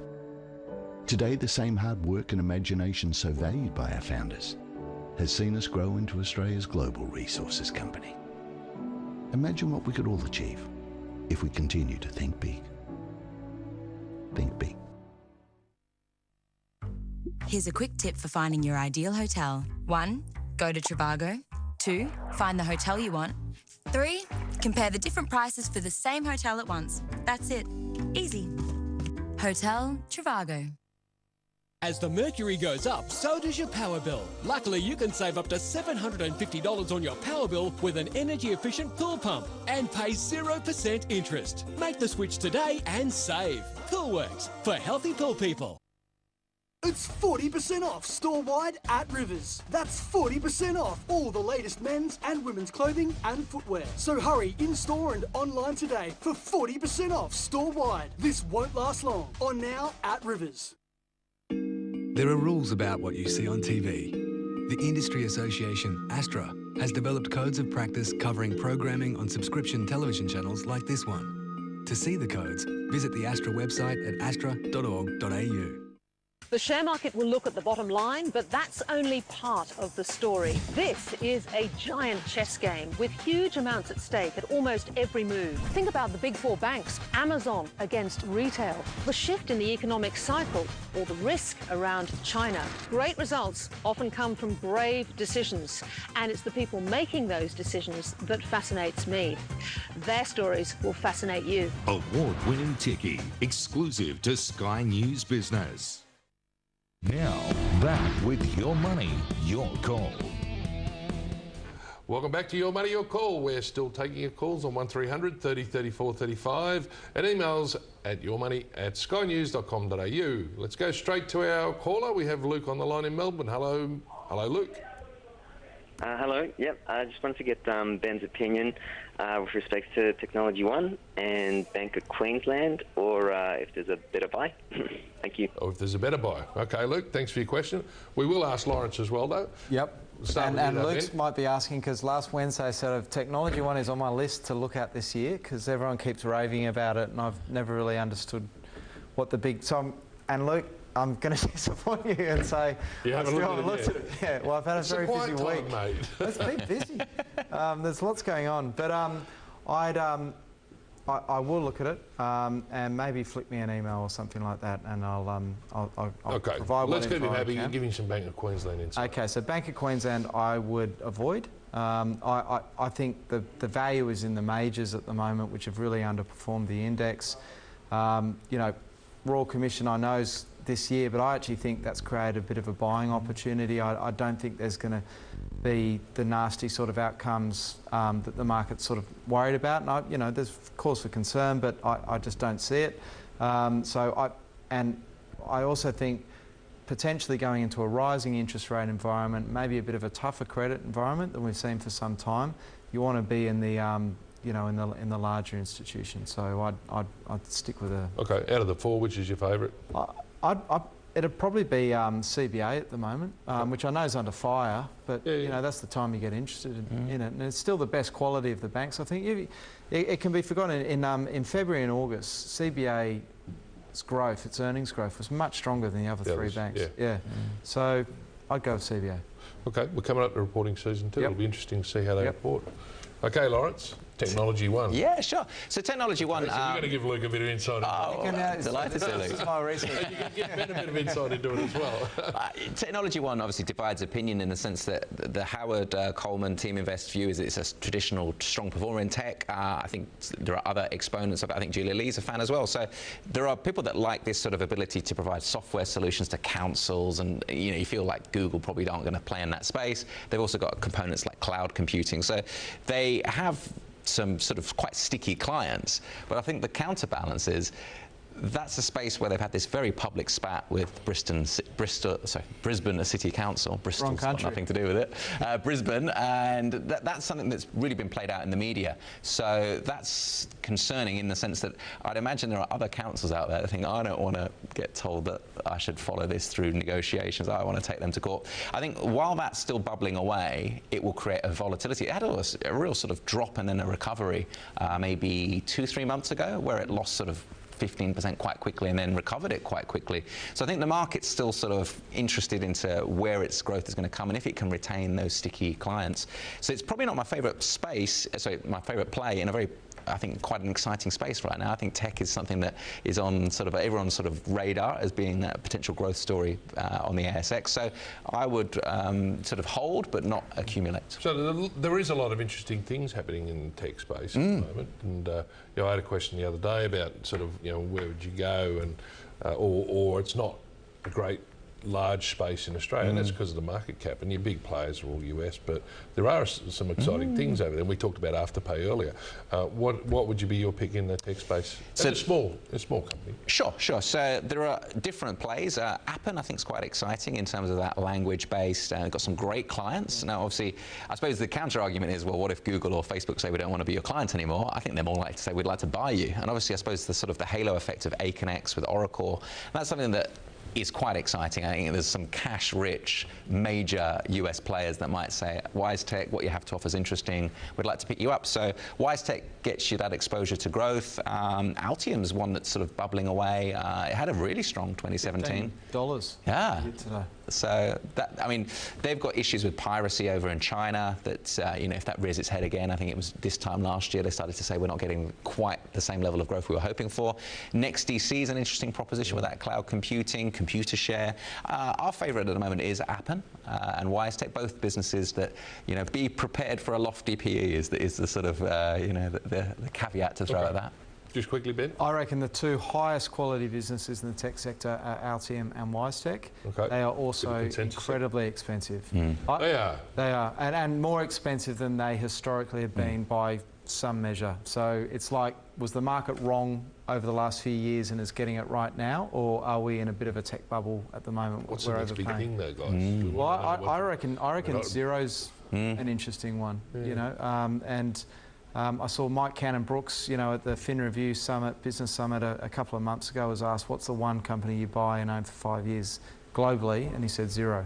Okay. So, you know, they've partnered up with Amazon. They're doing some interesting things. And delisting from the New Zealand Stock Exchange. To come here. With a sole listing in Australia, which is going to create a lot more liquidity here. So from the smaller market to a small market. The big step. Sorry about that, Xero.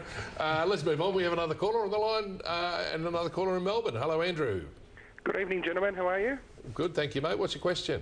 I've got a question on two stocks, if the time has panel. The first one is a stock I've called regularly in the past about, Northern Star, NST. A very happy shareholder, got in at 60 cents, been trimming along the way, but every time I trim, the stock just keeps going north. And wanted to get the panel's opinion on, considering the health of the business, the cash flow they're generating, they're debt-free, every announcement that comes out is a positive, where the true value of this stock could potentially reach in the medium term. And my second question is more on a gold speculative stock called Artemis, ARV. It's currently involved in the conglomerate gold theory in the Pilbara in Karratha with a joint venture with Novo, who are based out of Canada. To my surprise, there hasn't been much media attention considering the theory that is looking at getting proven here. And if the panel have any advice, or if they're aware of the conglomerate gold play that's happening right now around Karratha, especially with gold and the cobalt potential that Artemis is sitting on. Okay. It sounds like you know a fair bit about it yourself, Andrew, but let's see what our panellists know about it as well. Lawrence, let's start with Northern Star. Yeah, I'm glad you started that way. Look, Northern Star is our pick of the gold miners. We quite like Evolution and Regis as well, but look, as a gold miner, so we'll start with that first, you know, there are many choices. We like the fact that it's domestically focused, and as Andrew points out, look, there's no debt at all. It's able to pay a small dividend, got good mine life length, so all in all, if you like the gold space, I think Northern Star is a great place to be, and obviously, you know, picking up at 60 cents makes Andrew, you know, very pleased. Do you know how much more life it's got? I think it's got around about a decade. Oh, okay. I think. So it's got to be on the hunt for something else. Yes, it will need at some point soon to sort of make a decision about where to sort of extend and what sort of, you know, does it want to make any acquisitions. If you like gold, I think it's a good place to look right now. And $6, I think anything below $6 is a good entry point. I mean, one of the reasons to like gold, which is hypothetical, is that if there is increased global scrutiny on all these cryptocurrencies, some of that money could find its way back to gold. So I think gold is a great place to be, particularly as a sort of geopolitical hedge. 2017, we liked it, and as Andrew's pointed out, Northern Star's run and run and run. It was sort of around $3 when we liked it this time last year, and now it's sort of around $6. Okay, and Artemis? No expert, but obviously the cobalt sort of byproduct there is quite exciting in that sort of global batteries space. So no expert on ARV. Andrew's very well informed. He sounds like it. He is, isn't he? No, I don't know why he's ringing up to ask. To be honest, I'd never heard of it. But, never have I. I mean, we can give him some tips about sort of things to look for, because it sounds like it's an explorer. So, you know, and sounds like it's in an area where gold has been produced historically, so it's worth looking at in that respect. The other things I always look at with these is how much cash, you know, who's on the board, What have they done in the past as far as exploration? Have they been part of an exploration company in the past that has just raised money, drilled holes, moved on, raised money, drilled holes, moved on, or have they been part of a business that has raised money, drilled holes, and sold that asset on to someone to produce? So there's some interesting things there to look for. Ben? Yeah, I mean, so if I talked about Northern Star, I think this has probably been the best managed gold stock in the country by far. Managed by a guy called Bill Bannister, who's been there for years. And what he's been very good at, Francesco, is when there's been periods that the gold price has been quite weak over the last 5 years, he's bought very good assets, which he's really turned around. And I think he bought one off Newmont. And there's tend to be, the smaller ones that the majors don't want, that have been underinvested in. But he also has seemed to be, as opposed to a lot of people in the resource sector, very good at buying when everyone's selling, and potentially selling when everyone's buying. But I'll go the other way on gold. I'm a gold bear. I think in an environment where we're going to see accelerating interest rates around the world, I think the US dollar could run from here, although I didn't think the Aussie would get to 80 cents. And I see a strong global economic outlook. I just don't see the case for owning a lot of gold. But I know now's maybe the time you do get interested because everything does look great. Yeah. Lawrence makes a good point. Is that, all these cryptocurrencies, which absolutely really. Yep. Someone asked me to explain it to me the other day. I said, they asked me what a cryptocurrency was, and I said, nothing. It's got nothing, it has nothing. Yeah. So at some point, it has to take a big reversal. We've started, I think, to probably see. I mean, the thing I would say, the caller sort of asked there, what's a medium-term value? When you're valuing commodity stocks, your medium-term value is only as good as what you think the gold price is going to be in 3 years, 4 years, 5 years. Yeah. And the thing I've learned is no one can predict that. Yeah. And so it's very hard I think it's impossible to actually say what is a business worth that does this. Yeah. You just Very good. Yeah. Very good. Very good advice. Okay, we will be back with more after this short break. If you would like to speak with our expert panel, call us on 1300 30 34 35 or email us at yourmoney@skynews.com.au. You're watching Your Money, Your Call on Australia's Business Channel.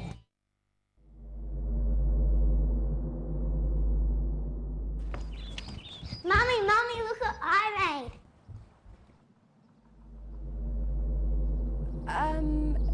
Have you shown anyone else this, darling? No, I just made it.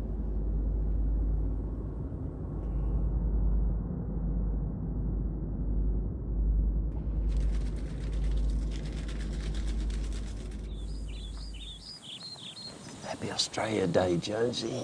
Cheers, mate. Talking about the good old days again, were you?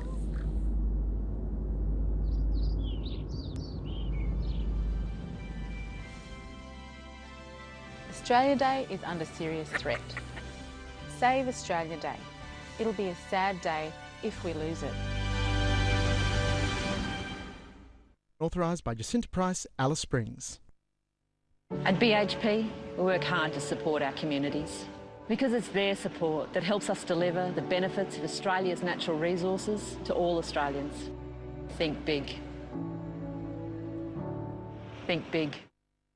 As the mercury goes up, so does your power bill. Luckily, you can save up to $750 on your power bill with an energy-efficient pool pump and pay 0% interest. Make the switch today and save. Poolworks, for healthy pool people. It's 40% off store-wide at Rivers. That's 40% off all the latest men's and women's clothing and footwear. So hurry in-store and online today for 40% off store-wide. This won't last long. On now at Rivers. There's a simple way to help reduce stress. Be more alert. Build a healthier body. Stronger relationships. And most of all, just be happy. It's walking, and everything we need to get started is only 2 feet away. To walk yourself happy, go to the Heart Foundation Walking website and access the free app. Only customers get a hire car when their car is stolen. Nailed it! Get more with Budget Direct, Money Magazine's Insurer of the Year.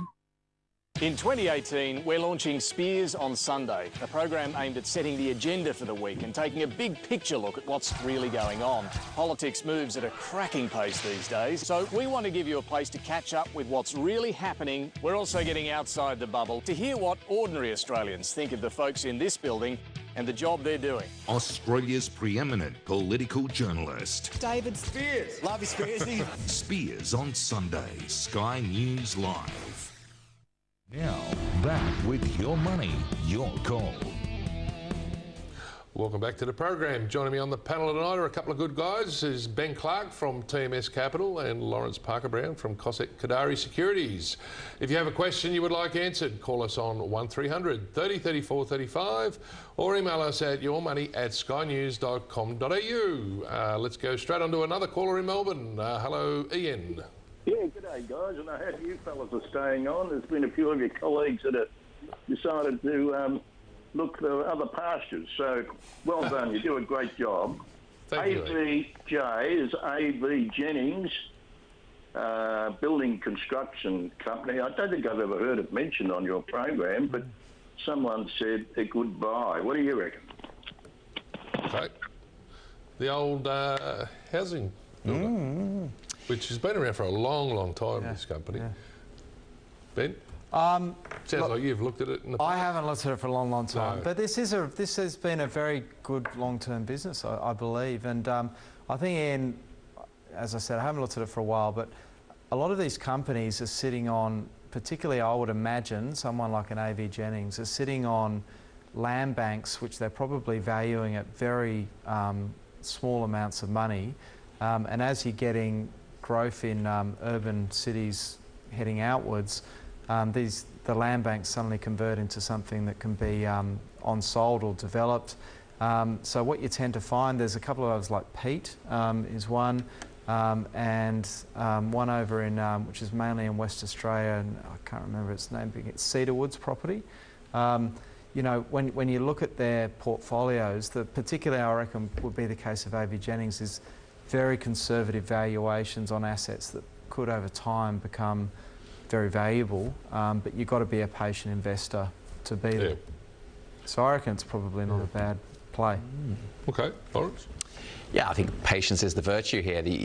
You know, you would probably be getting into this with the idea that eventually maybe an acquisition or two, or it's acquired, would mean that there's sort of some revaluations that could make it quite exciting, because it's not a business that sort of is often mentioned, and I can't say we have our analysts sort of looking at it often, but you will, if you hold assets for a long period of time and then you bring them to market, there might be that revaluation whereby you say actually the assets are quite exciting. So being a spec home builder though, yeah, I know sort of over the last decade or so, a lot of those spec home builders have moved away from owning land and basically rented wherever they had their exhibition homes and things like that. You know, built and leased the property back off an owner. But Jennings, being an old-fashioned type builder, I suppose, probably may have stayed away from that, not too sure.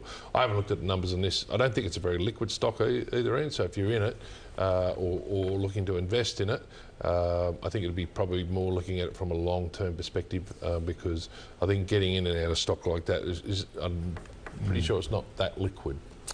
And I think it's fairly tightly held by a number of people as well. Okay, so let's move on. We have an email from Scott who asks, is WiseTech a buy at current prices? Oh, we talked about WiseTech earlier.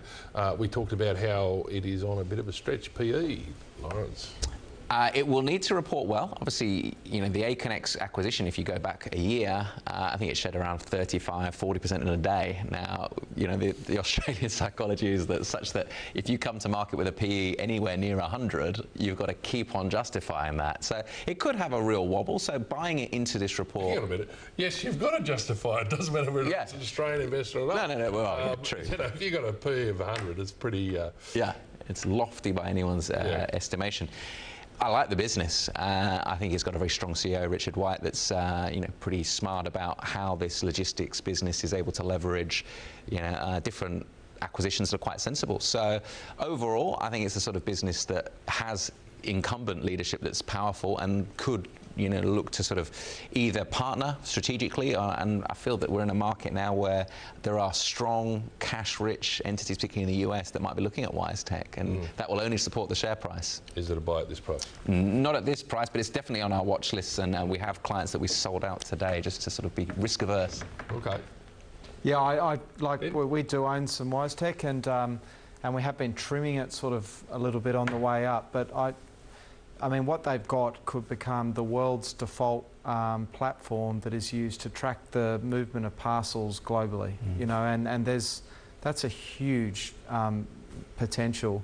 I think they've got 13 of the 20 largest logistics companies globally now use WiseTech's CargoWise package as their default. So, you know, FedEx, DHL, Toll, you know, real customers, and what this is forcing is in America alone there are 500,000 logistics companies. It's unbelievable, and so a lot of those are small. You know, they might own 10 trucks or, you know, something like that, and they do the last mile sort of deliveries for the FedExes, etc.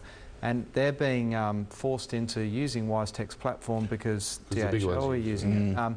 But also, you know, they might be employing 1 or 2 people to be tracking all these things internally. And if they can pay 20 grand a year to use this platform and they don't have to have those staff members on, it's a great outcome for them as well. So, you know, I think the business has got huge growth potential ahead of it, but it looks expensive. You know, how is their revenue? You know, calculated? Is it calculated per parcel, or is it calculated that you get a contract, you sign them on? No, as so a fixed cost? It's not per parcel. It's per company pays a fee per user. So there might be 15 users in a reasonable sized logistics company. And they will pay, it's a SaaS company, services as software, and there'll be an annual charge. So I think like over 95% of their revenue is recurring. They're growing their earnings at about 60% per annum, and they have since they came onto the exchange. They've had 2 profit upgrades in the last 6 to 12 months. So they've got very strong momentum. And you know, Richard White owns 53% of the company, and with him and another 2 directors, I think, who are original founders, they own nearly 80% of the business. So it's very tightly held, but they've got a lot of reasons to keep getting it right. Well, there you go. There's some good information on WiseTech, and I think both panelists have said that they're not buying at the moment at these prices. So, but maybe if you see a bit of a pullback, it does trade on a fairly lofty PE, as Lawrence has said.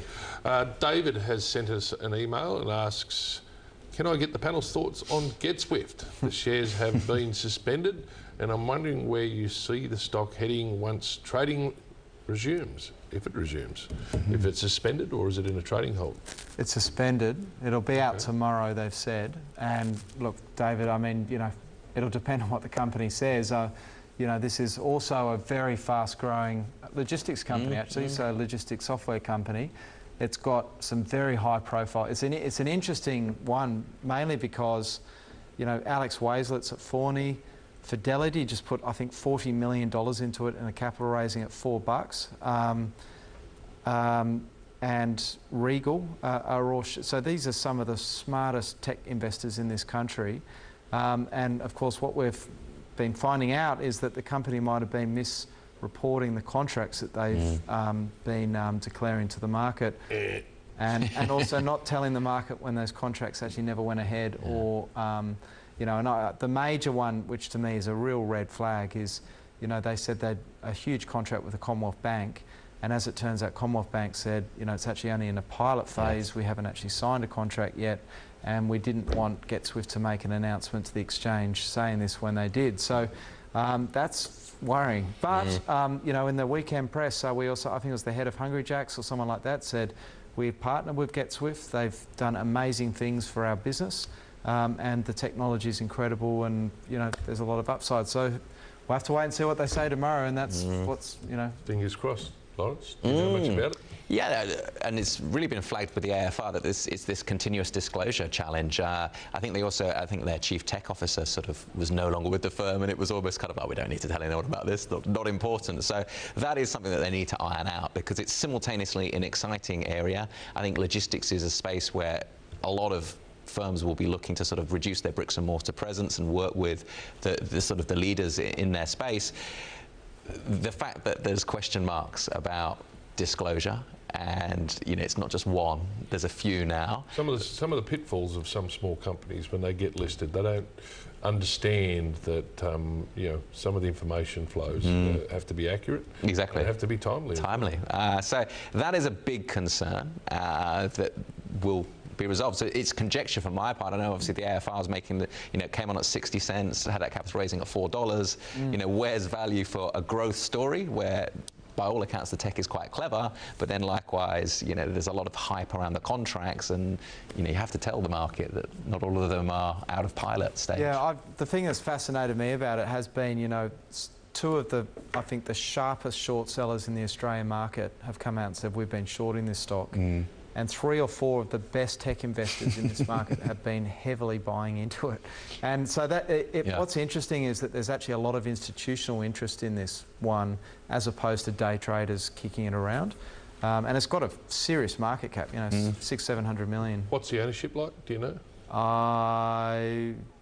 Well, I think Fidelity would now be the largest shareholder. Okay, so there's no founder that's tightly holding. Yes, so the founder was an ex-AFL player, and he, I think, has a large hold.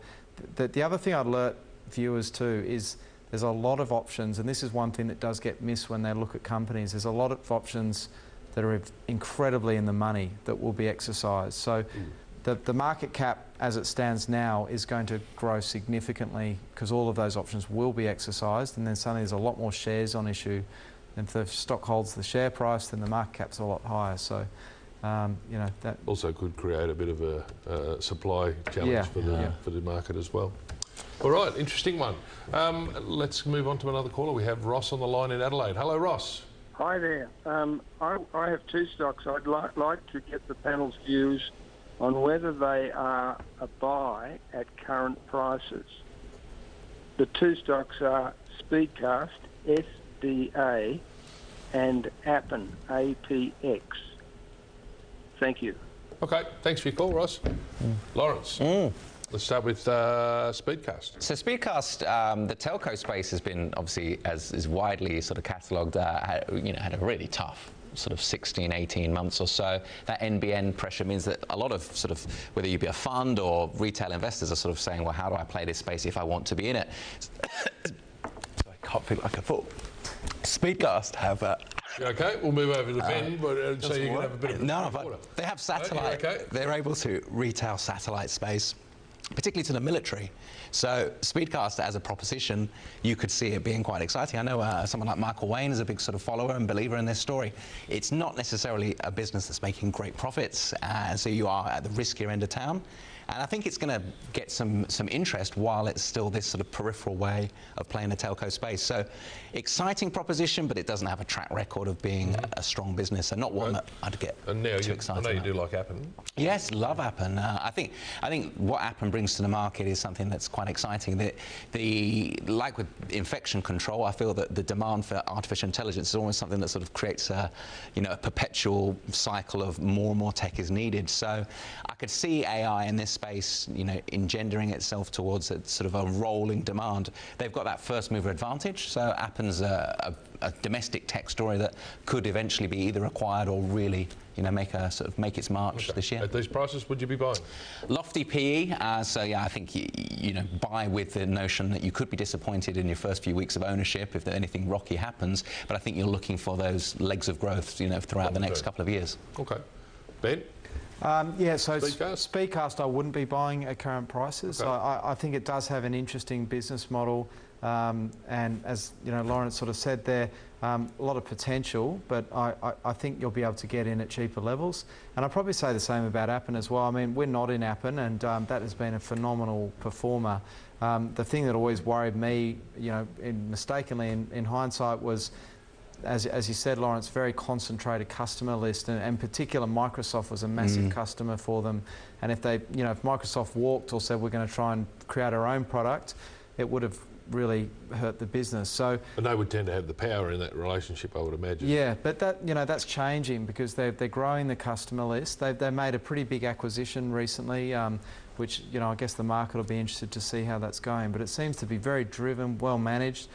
But again, I just think at the moment in the tech sector, there's very few stocks that I'd probably be rushing out and buying. I just think they've had a lot of them have had a big run. I don't know what's going to cause it, but and you know, in fact, I thought probably 20% ago with some of the stocks that we own in this sector, there'd be a pullback, and they've just kept going. So, you know, they might just correct to where they were in November. You know, but it just feels a bit frothy to me, and I'd sort of be buying a dip. I mean, an exciting space where that sort of Aconex acquisition by Oracle, sort of everyone got that halo effect, and everything seemed to run sort of 7 or 8% more just off the back of all that could happen. It does get a bit infectious when in that sort of space. So love the businesses, but yeah. Okay. We're going to take a short break, but we'll be back to answer more of your questions in just a moment. You're watching Your Money, Your Call on Sky News Business.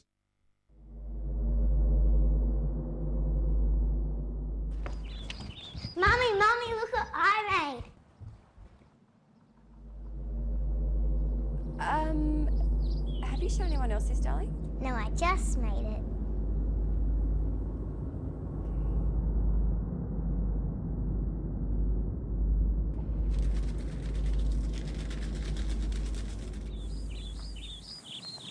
Happy Australia Day, Jonesy. Cheers, mate. Talking about the good old days again, were you?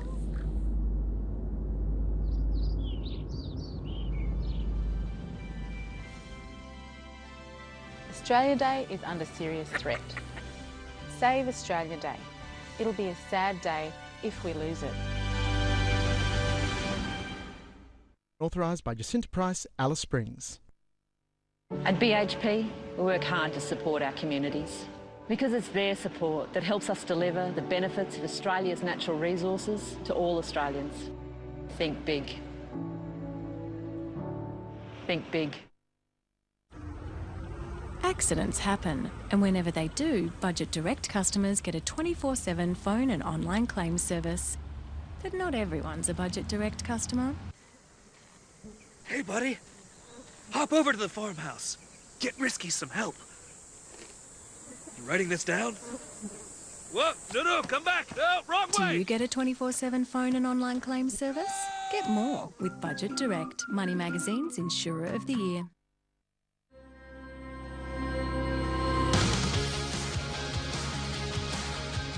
Turn up the heat during the ultimate BMW 2017 plate clearance with hot opportunities and finance offers available across the range.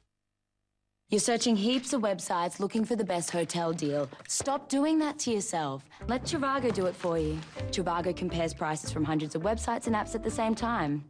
It's that simple. Hotel? Trivago. This couple met on a paid dating site.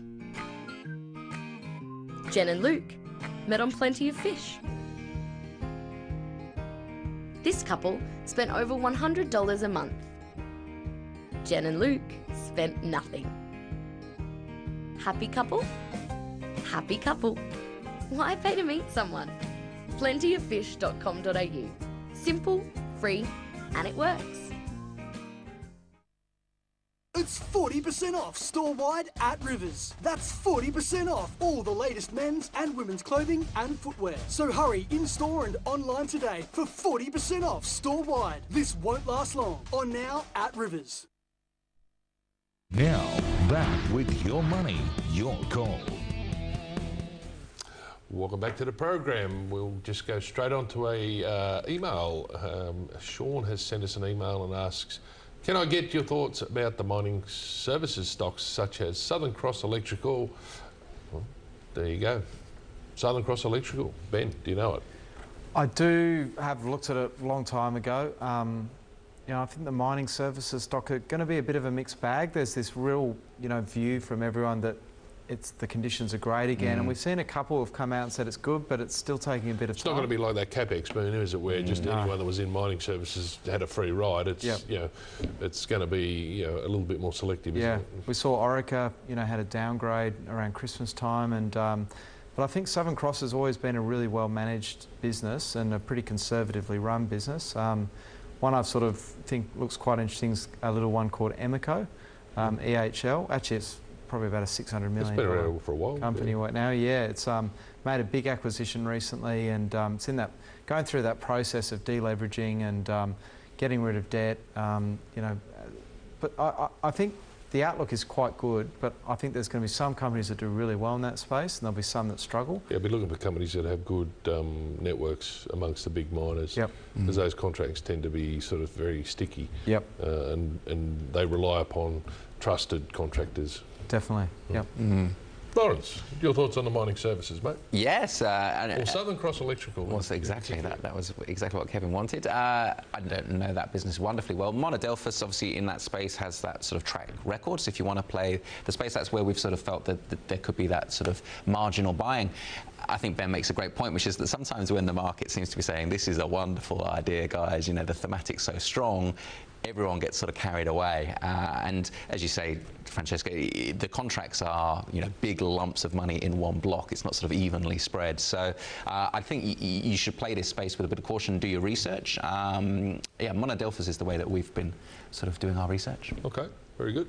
Okay, we go on to another email. We have an email from Kevin who has asked us, could the panel please comment on Invocare?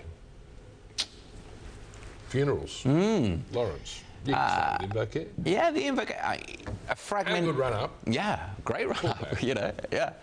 I think 2017 was a year when some of the sectors had a sort of funny sort of, you know, track history. You sort of maybe look at something like Invocare and say it's defensive. It ties into this aging population, fragmented industry. It should be a sort of steady place. Wasn't anything like that. You know, this incredible run up where probably the market's got a bit overexcited. And one of the reasons that there's caution with Invocare is that they had this notion that they'd be able to sort of privatise some some cemetery spaces, and it looks like that sort of deal might not be coming off. So all in all, the business is able potentially to sort of tap into something that they can be the monopoly force. But I think it's, you know, it's had a little bit of a rocky last month. In Australia, you know, if they become a real monopoly, eventually they start to become very regulated. You know, price set from the government, which is not always good. But you know, this sort of business, Ben, you know, the growth is in the population growth, essentially, really, isn't it? Absolutely, it's locked in. Yeah, and ultimately with technology improvements to healthcare, you know, the death rate, let's not be too sort of, well, yeah, we've got to be morbid about it. The death rate, I suppose, as a percentage comes off a bit, so you're only growing at the population rate, really. Yeah, I don't know about that. I mean, you know, as those baby boomers... Acquisition growth? Yes. Definitely, okay. yeah. Yes. Look, I mean, we own Invocare, and I've actually been adding a bit to it in the last couple of days. And the main reason why they pulled back recently is the largest player in the UK had a big profit downgrade a week or two ago, and the share price has fallen 50%. It's called Dignity. The company's called Dignity. And the reason it downgraded was it said that it's coming under increasingly competitive threats from lower cost operators. It's going to offer a much cheaper funeral plan, and effectively had quite a substantial downgrade as a result. Carries a lot of debt, all the usual things.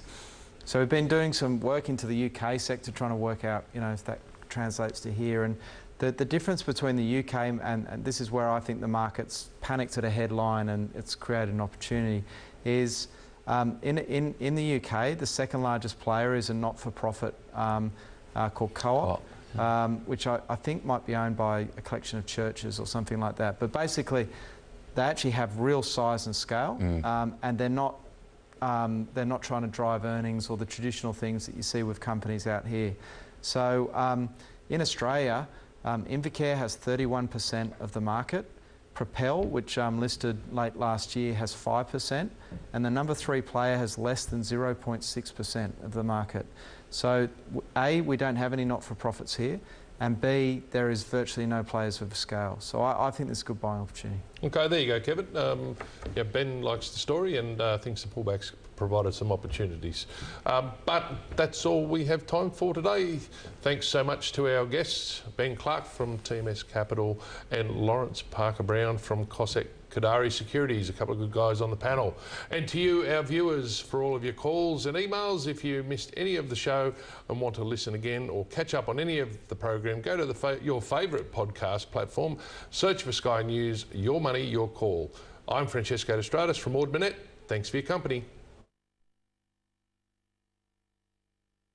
Information presented on this program is general in nature. Viewers should seek their own professional advice before purchasing products or services. The producers of this program may receive a fee for commercial arrangements with companies featured in this program.